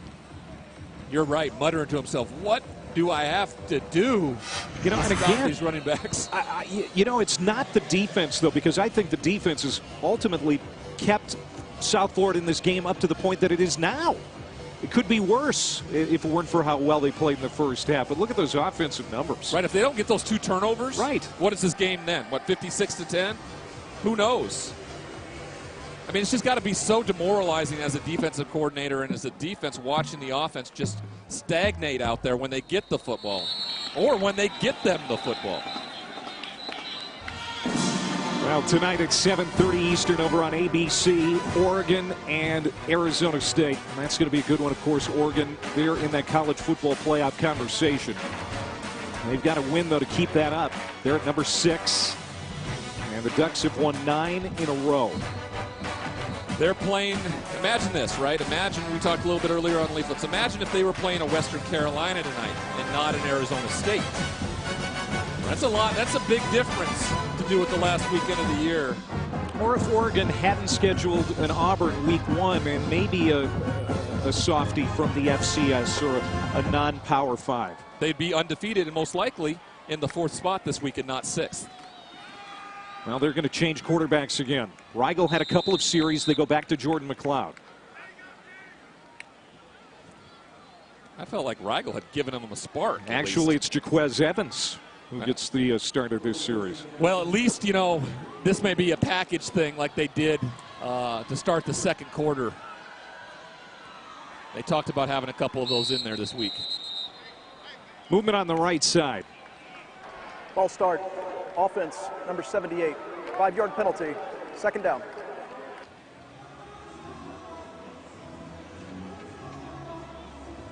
It's a little both there. Atterbury and Hopple both kind of moving around. You just keep doing those little things, Clay. The holding penalty last drive. This time a false start before the whistle, and they're backed up behind the chains once again. After third stringers in there trying to give this offense a spark. This is Dave Small, who had the rushing touchdown on that opening series for USF. The offense has been stagnant since then. There's Charlie Strong. Of course, he had 3 losing seasons at Texas before getting a 10-win season in year 1 here. You know, the athletic director is Michael Kelly, and he was hired last year, stood behind Charlie Strong after the collapse late last season. Will he be able to again stay behind his head coach if USF doesn't get to the postseason? I guess that's going to be a question here in the next couple of weeks. Jordan Mcleod comes back off the sideline trying to throw for that first down. It's batted down in the secondary. Don't see any laundry on the field. And it'll be 4th down and yet another punting situation for the Bulls.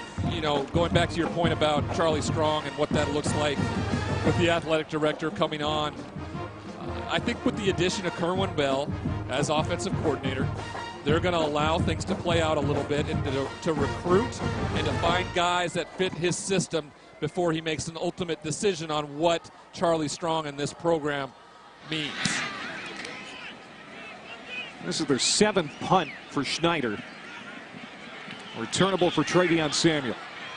Samuel, good return to the 43. Well, Charlie Strong, he started his college coaching career after coming out of Central Arkansas, where he was a really good defensive back for the NAIA program. Guess who else started at Central Arkansas? Mike Norvell. They are both Bears. Charlie was a defensive back and Mike was a receiver. About 20 years difference there. Maybe a little more. We were also told that Charlie Strong did not know Scottie Pippen while he was there. No, he did not. That was one of the first questions we asked him. But proud members of that alumni group. Connor Adair comes in from Memphis as Brady White's going to take the rest of the night off. Adair thrown on the run.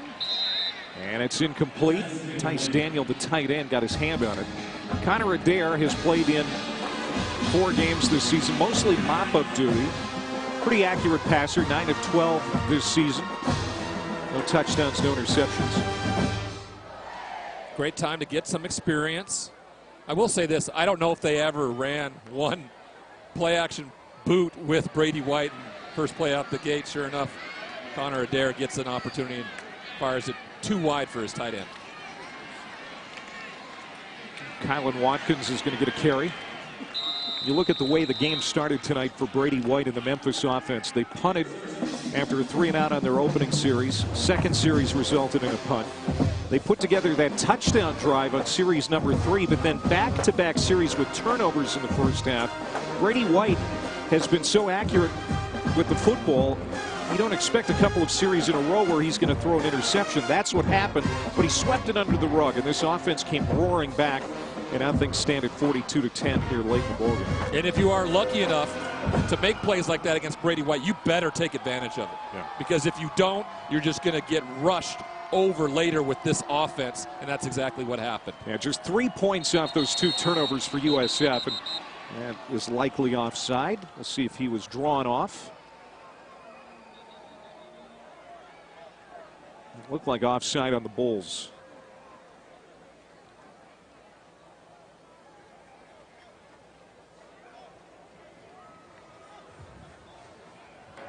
Prior to the snap, delay a game, offense, 5-yard penalty, 3rd down. Well, it's against Memphis, and it's just the 2nd penalty tonight against the Tigers. They average over 8 per game, but they have been clean here this evening. Yeah, little mistakes, right? You know, you got a young quarterback coming in, trying to get some experience, and he lets the clock go down a little too far, and it'll set him back 5. Might be the final play here of quarter number 3. Adair throwing, and it is caught by Calvin Austin coming back. That'll be a first That's the down. end of the third quarter. It'll be 1st and 10 when we come back to start the fourth. All Memphis 42-10. The USF offense. They had a cat running in front of their bench. That's usually not a good omen. At least it wasn't a black one. They're still looking out for the kitty.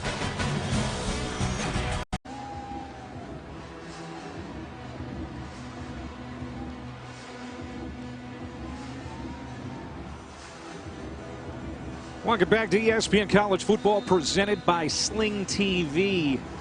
Here in Tampa, alongside Ryan Leaf and Clay Mathick, our ESPN crew. 5th straight game scoring 42 points or more, and Memphis isn't done. The number 18 team in the country has some backup players in. This is Rodriguez Clark getting his first carry. Takes it inside the 40-yard line. And Mike Norvell, yeah, there were some things early on with the offense I'm sure he wasn't pleased with, but it has settled into a nice night. You see the 42 points, 5 straight games, second longest streak in the FBS. Only Clemson has done it more games in a row. They've got 6 straight games. Who? Yeah, the Clemson Tigers, the other Tigers. You mean the defending national champions? Mm-hmm. Who you've still got in your #1 spot, right? I do. A lot of people don't. But you've stood by the Tigers, the Clemson Tigers. Clark bounces to the outside, and that's going to be a first down. All right, let's go to your top 6. I'll throw in my top 6. There's a lot of similarities. Yeah, you have the same types of same teams. Teams. Yeah, I just different order. Clemson's the best team in the country, in my opinion. Ohio State showed today that they're right in that mix. LSU, with the win against Georgia in the SEC championship, may move up. Who knows? But I got Utah and Oregon, the 2 Pac-12 teams, fighting for the Pac-12 championship at 4 and 5, followed by Georgia, who is in a dogfight with Texas A&M right now, going down the stretch. Keep it on the ground and back in the red zone. The Memphis Tigers, that's Kylan Watkins. Notice that you've got Utah ahead of Oregon. So, you know, I'm guessing, judging by that, you think when they meet in the Pac-12 title game, should they, that Utah's going to win it. Yeah, I do. I think what Utah's done defensively and the improvement on offense and Tyler Huntley at the quarterback position, they're going to bring a lot of trouble for that Oregon team. I think it's going to be a great football game. I think Utah's the better team all around. We'll see. But it's going to make for a great Pac-12 championship, and I do believe the winner of that football game is in at #4 when it's all said and done. Again, a good one for Oregon tonight on the road against Arizona State on ABC. Rodriguez Clark, another carry. Rodriguez Clark at times has been used as a short yardage back this year. True freshman out of Starkville, Mississippi. Mike Norvell has a great cadre of running backs. Gainwell, Taylor, Watkins, Samuel. Another Taylor named Tim Taylor, sophomore out of Memphis. And we're seeing Rodriguez Clark, number 25, here in the 4th quarter. Injury timeout for USF. Back in a moment.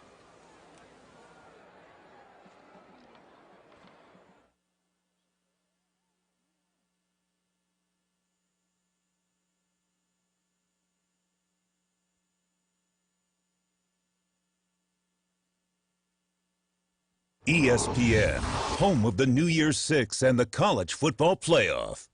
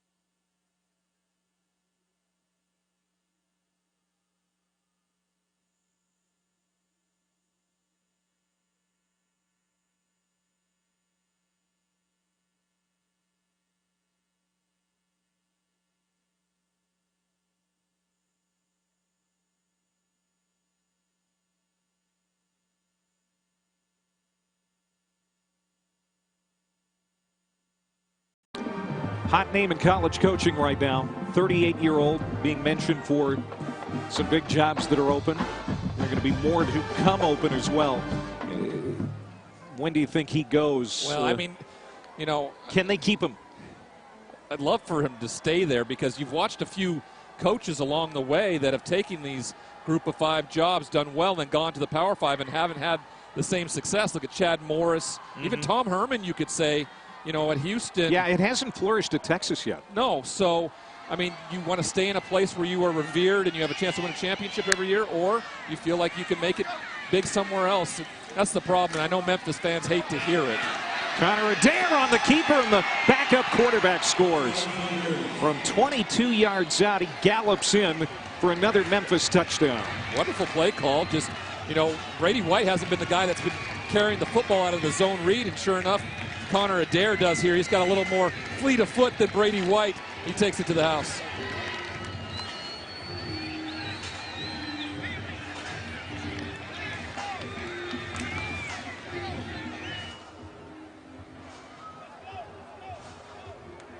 .519 yards of total offense. 5th rushing touchdown of the night for the Tigers, and it's 49-10 with under 12 minutes to go. Connor Adair just says, I'm going to take it into my own hands, and fools the cameraman, but not himself. Touchdown, Tigers.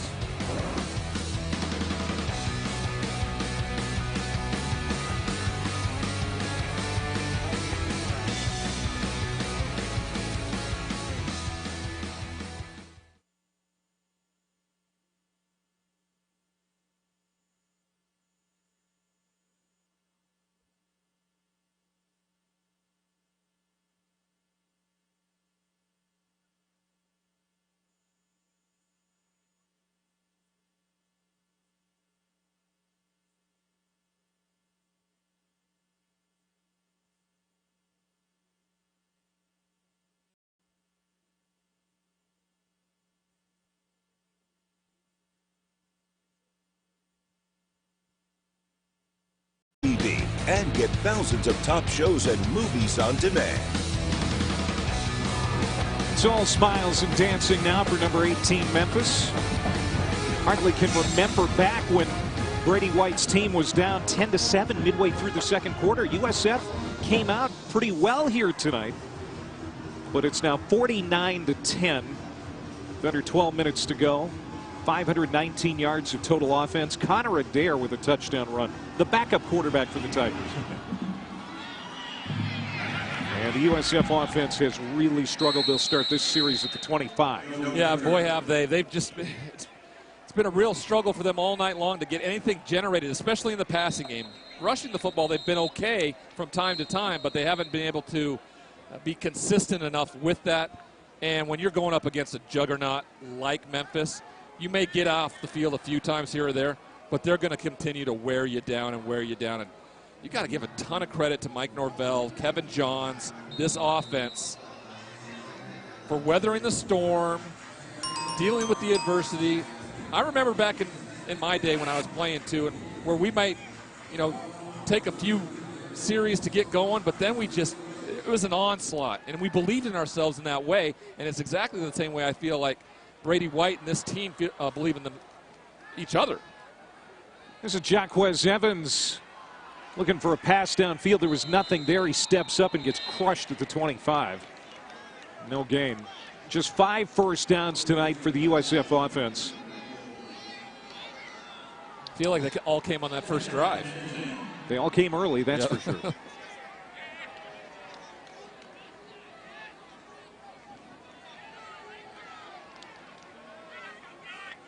Second down and 10. Evans, the true freshman out of Atlanta, with the deep handoff. And that is Odineo Sariki with his first carry of the season. And he takes a hit after a few yards. Maybe third down and 7.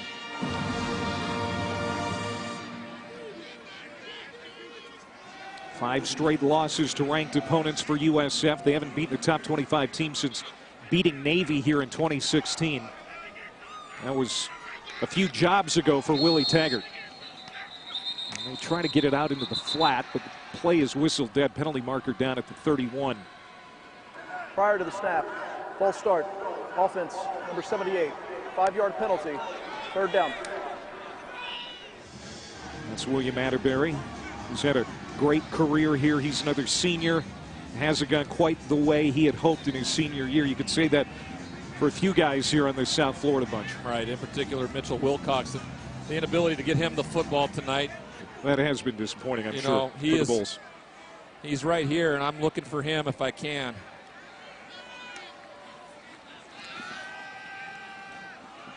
Evans sliding up.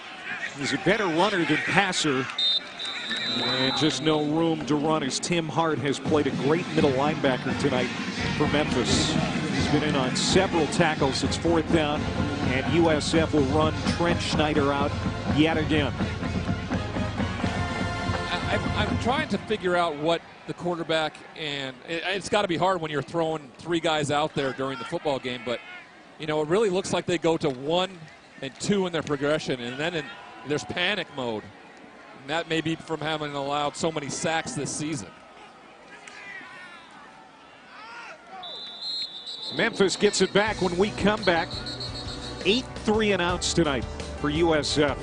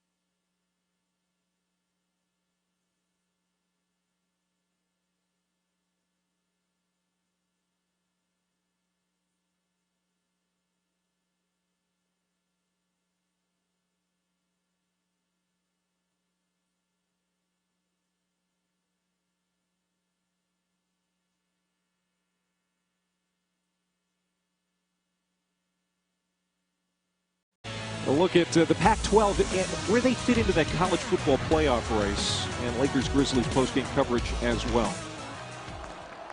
39-point lead for Memphis. Trying to take care of USF and then think about Cincinnati next week at the Liberty Bowl. Kylan Watkins on the run to the 40-yard line, penalty marker behind the play. Holding, offense, number 57. 10-yard penalty, 1st down. You know, some people said this week that Memphis better be a little weary. You know, this could be a trap game. You know, don't look ahead to Cincinnati. USF hasn't had a good year, but they've got athletes. Just be careful when you come down here to South Florida. And they didn't start out well. And you got the distractions with the Mike Norvell coaching talk, but again, they've taken care of business. Maybe it happened the way it was supposed to, the early struggles too, just to maybe shock them a little bit.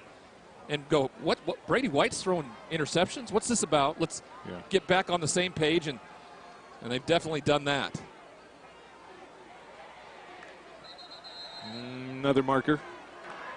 Delay, offense, 5-yard penalty, 1st down. Again, they've got the backup quarterback in there, Connor Adair. You know, Mike Norvell, you know, he's gonna be able to use this, you know, and it's gonna be a teaching moment. You can't have delays of game. If you get an opportunity to come in there in the football game, I get you're trying to take the clock all the way down. But you got to snap it before the clock At some point, you have to snap it. Rodriguez Clark, the rookie, getting some work here. So it's been a 12-possession night for this Memphis offense. 7 touchdowns. They did have to punt 3 times and 2 interceptions, of course, thrown by Brady White. But all in all, 523 yards of offense.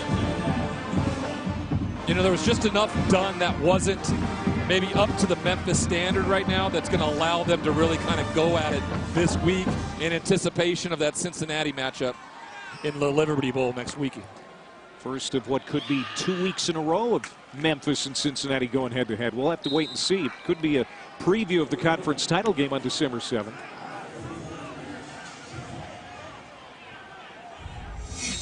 College football playoff rankings. Ohio State taking care of Penn State today. Injury timeout. Clemson idle. Texas A&M losing to Georgia, so Georgia is likely going to stay in that top 4.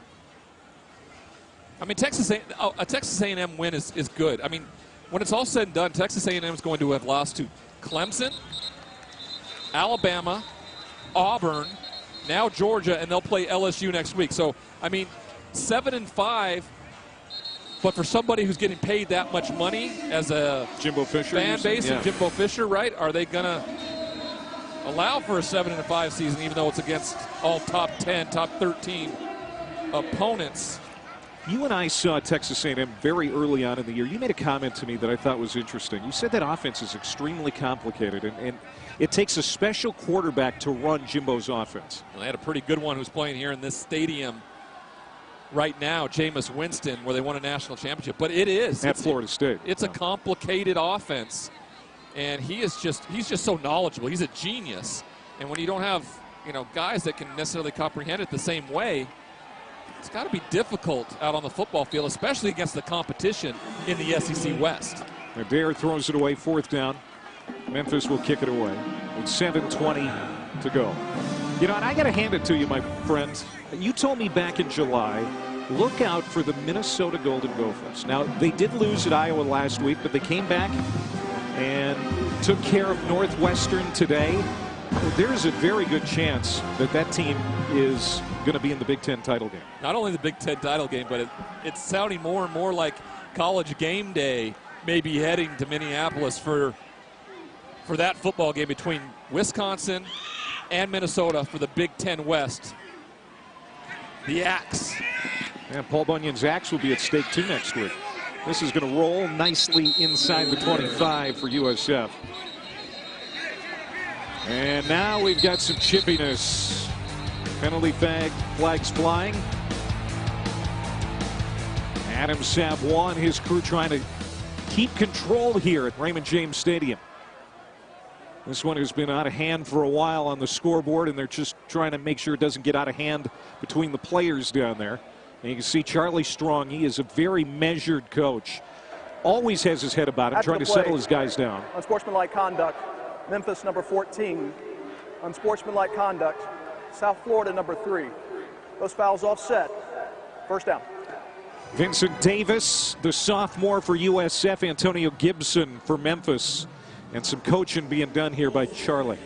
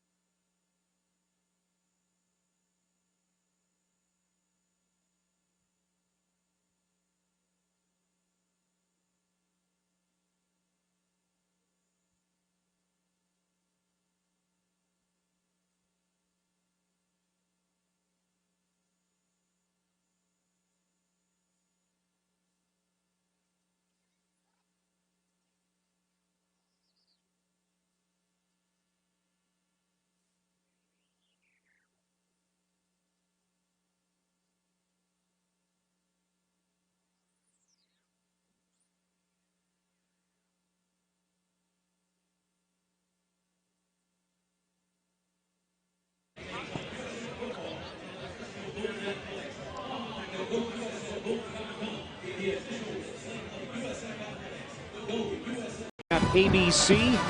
Saturday Night Football presented by Bass Pro Shops and Cabela's. Oregon and Arizona State. Ducks trying to stay in the college football playoff picture.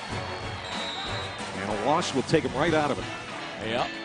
Herm Edwards Sun Devils have played pretty well at times this year, and that's always a tough place to play. As Kirk Rigel is back in a quarterback for USF, we've got another marker. Offense, number 18. 5-yard penalty.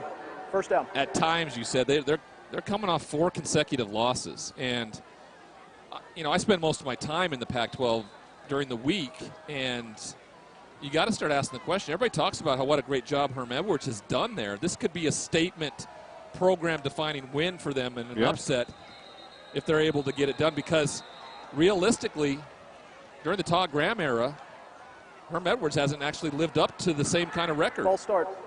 Offense, number 74. 5-yard penalty. First down. 9 years ago, he was standing in your spot. I was partners with Herm. I promise you I'm not going to go coach football, all right? I know that. We didn't think Herm was going to go back to coaching. We thought we had him secured at ESPN, but he's done a great job. Congratulations to him. It should be fun tonight over on ABC. Number 18, Memphis. Looking to get win number 10. There's another sack for the Tigers defense.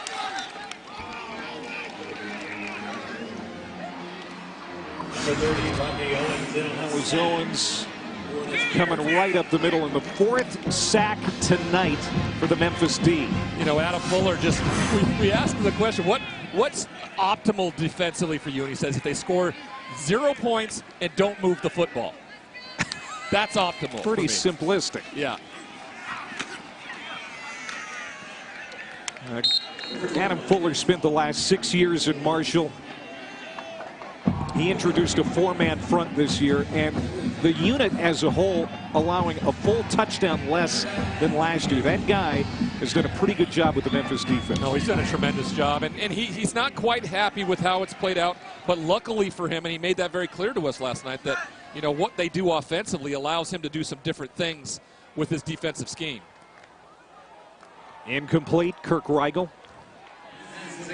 throwing off his back foot, and it's another 4th down, and here comes the punting unit. That was intended for Xavier Weaver, and we get a man down for the Bulls. Adam Fuller. Injury timeout. Congratulating his guys as they come off the field. He's been doing that a lot tonight, especially since the start of the 2nd quarter. Yeah, I mean, that was a perfect example. They brought Rodney Jones there right there, and on a safety blitz late in the football game like this, because he needs to get work for all his guys. Because next week they may need to use everybody, and then again a week after that. So, you know, Memphis certainly would have not been in this position if they had got by Clemson earlier in the year. You mean Tulsa?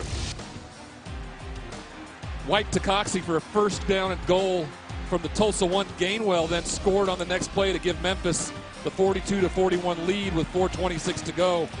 Tulsa's Jacob Rainey missed the 29-yard field goal, and Memphis hosted game day the following week.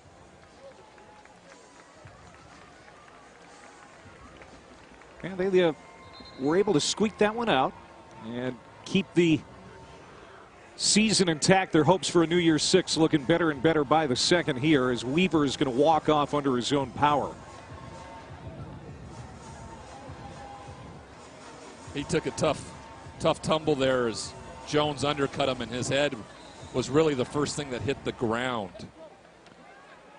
This will be the 9th punt tonight for USF. And the Australian, the line drive kick this time. Fielded at the 31 by Samuel. And he'll get to the 42, a 55-yard punt that time. SMU loses to Navy. This just in. So SMU now 9-2. You can take them out of the New Year's 6 conversation. And I think that, you know, that's a real disappointment for the fans of the Mustangs, because what, about a month ago this was the favorite maybe to be at the New Year's 6 party. They were undefeated going into that game day game in Memphis, and now I got to credit Navy a ton. You know, coming off that beatdown by Notre Dame a week ago, then to get recentered and focused and fight, and now they're going to be a huge cheerleader for the Cincinnati Bearcats tonight and next week against Memphis. Yeah, because Navy still has a path to win the division in the West. Markevian Quinn, 3rd-string quarterback now for Memphis, getting some snaps. Another Mississippi native, sophomore. He has seen no action up to this point this season. So, like you said, getting some guys some work here tonight. Great opportunity for it. I took away a lot from Mike Norvell last night, and it really was about the kids, his ability to teach and educate them about football, about life. You know, I asked him that question, what does it mean to be the top group of 5 team this week in the rankings? And remember, he said, it's my job to talk about the top 25, talk about the program and everything like that. It's not the job, and it's not something that the players even consider, because they know what they have to do to be in that conversation. If you're not the conference champion, it doesn't matter. Doesn't matter. And they got the Bearcats coming in next Friday night, Black Friday. That'll be a great scene in Memphis, Tennessee. I was really impressed with the way the fans turned out for that game. Oh, you've talked about the blimp shots were terrific that night. You talked about that a lot because you called a few Liberty Bowl games actually for the Liberty Bowl, and it's not been as full as it was that night. The way the city showed up on game day in the morning and then followed through at night, and then the Memphis Tigers going out and winning such a great football game. Say it was probably the biggest day in program history. Because it's been known as a basketball city for so long. And you asked the question last night about, you know, has football kind of come into its own in the city of Memphis? And, you know, I would say it has. And Mike Norvell has been a huge proponent of that. And I know all you fans out there don't want to hear him looking at other places or possibly going other places. It's just unfortunate for your program because he's been so good, but it's probably an inevitability of happening. Markevian Quinn just got that first down. We'll pick up 6 on that carry. Yeah, it's still a basketball town. You got Penny Hardaway, of course, running that program now, and they're ranked in the top 25. There are only 5 schools in the country that have a top 25 football team and a basketball team, and one of them's Memphis. Yeah, that's pretty impressive. When you think about those, you think about teams like Arizona, possibly, but they've been down in football for a few years, and you know, it's Michigan State sometimes and things like that when you think of football and basketball prominence. It's Quinn again on the keep, and he's got a first down to the 30-yard line. They are running it with regularity to keep that clock moving. Under 3 minutes now until Memphis will have a 10-win season for the second time under head coach Mike Norvell. And it'll be his 36th win as head coach of the Tigers. He has done such a great job with this program. No, he absolutely has. And it's why he's being coveted by so many other programs because of that success. And that's always a problem when you're a group of 5 school. It just, you know, there's a next level. And coaches are always trying to go further and further and further. But you can't, it doesn't limit what he's done here and how special it's meant to his team and that city. Pretty talented play calling, too. His team has collected 30 first downs here tonight, 550 yards of total offense. They have rushed it well. They have passed it well when they've had to. They have dominated the time of possession, 36 minutes for Memphis tonight. Wow, and that is all about running the football. He talked about all about the matchups. That's what this offense is about. And the first thing that comes to his mind and the thing he draws up the most is when you get matchups, you run the football. That's a nice run for Weaver. Yeah, this will be close to another first down. Give him 9 on that carry as we go into a minute and a half. Disappointing ending for USF as far as their home schedule goes. They've got a game next week. Also Black Friday at UCF, the war on I-4. That will be for bragging rights only, as USF will not be bowl eligible this year. Also the seniors, they wanted to go out with a win. Mitchell Wilcox, again, the best tight end in USF history, really not a factor tonight in the Bulls offense. Yeah, and we're gonna hear a lot about him in the future too, because he's gonna be playing on Sundays, and he's just probably the best receiver this football team has, and That's saying a lot. The tight end has been special, and he's been here the whole entire time. You talk about transfers, guys that come in and out. He started here. He's been here. Charlie Strong really talked a lot about that great tight end and that senior. First down will ice it. And they're able to get the first down. And that'll do it. Number 18, Memphis, will go to 10-1, and we'll see where they are on Tuesday in the college football rankings. Well, I don't think they'll move too far. There hasn't been any upsets ahead of them, but I tell you what, they put themselves in a position to be the best of the group of 5. Yeah, they'll stay the highest ranked team in the group of 5. Yeah, I definitely agree that's going to take place. Next week's going to be for all the marbles for them. Cincinnati's in if they win tonight. Memphis needs to win, and they're heading to the conference championship. Cincinnati will try to clinch the East tonight with a win against Temple. And we'll see if Memphis can win the West. Maybe Cincinnati and Memphis, maybe in back-to-back weeks. Impressive game here tonight. 49-10, the final. Coming up, ESPN College Football Primetime presented by Dr. Pepper, Houston and Tulsa. But first, we're going to check in with the studio and goal line. Smiles all the way around for Brady White and the Memphis Tigers. They're 10-1.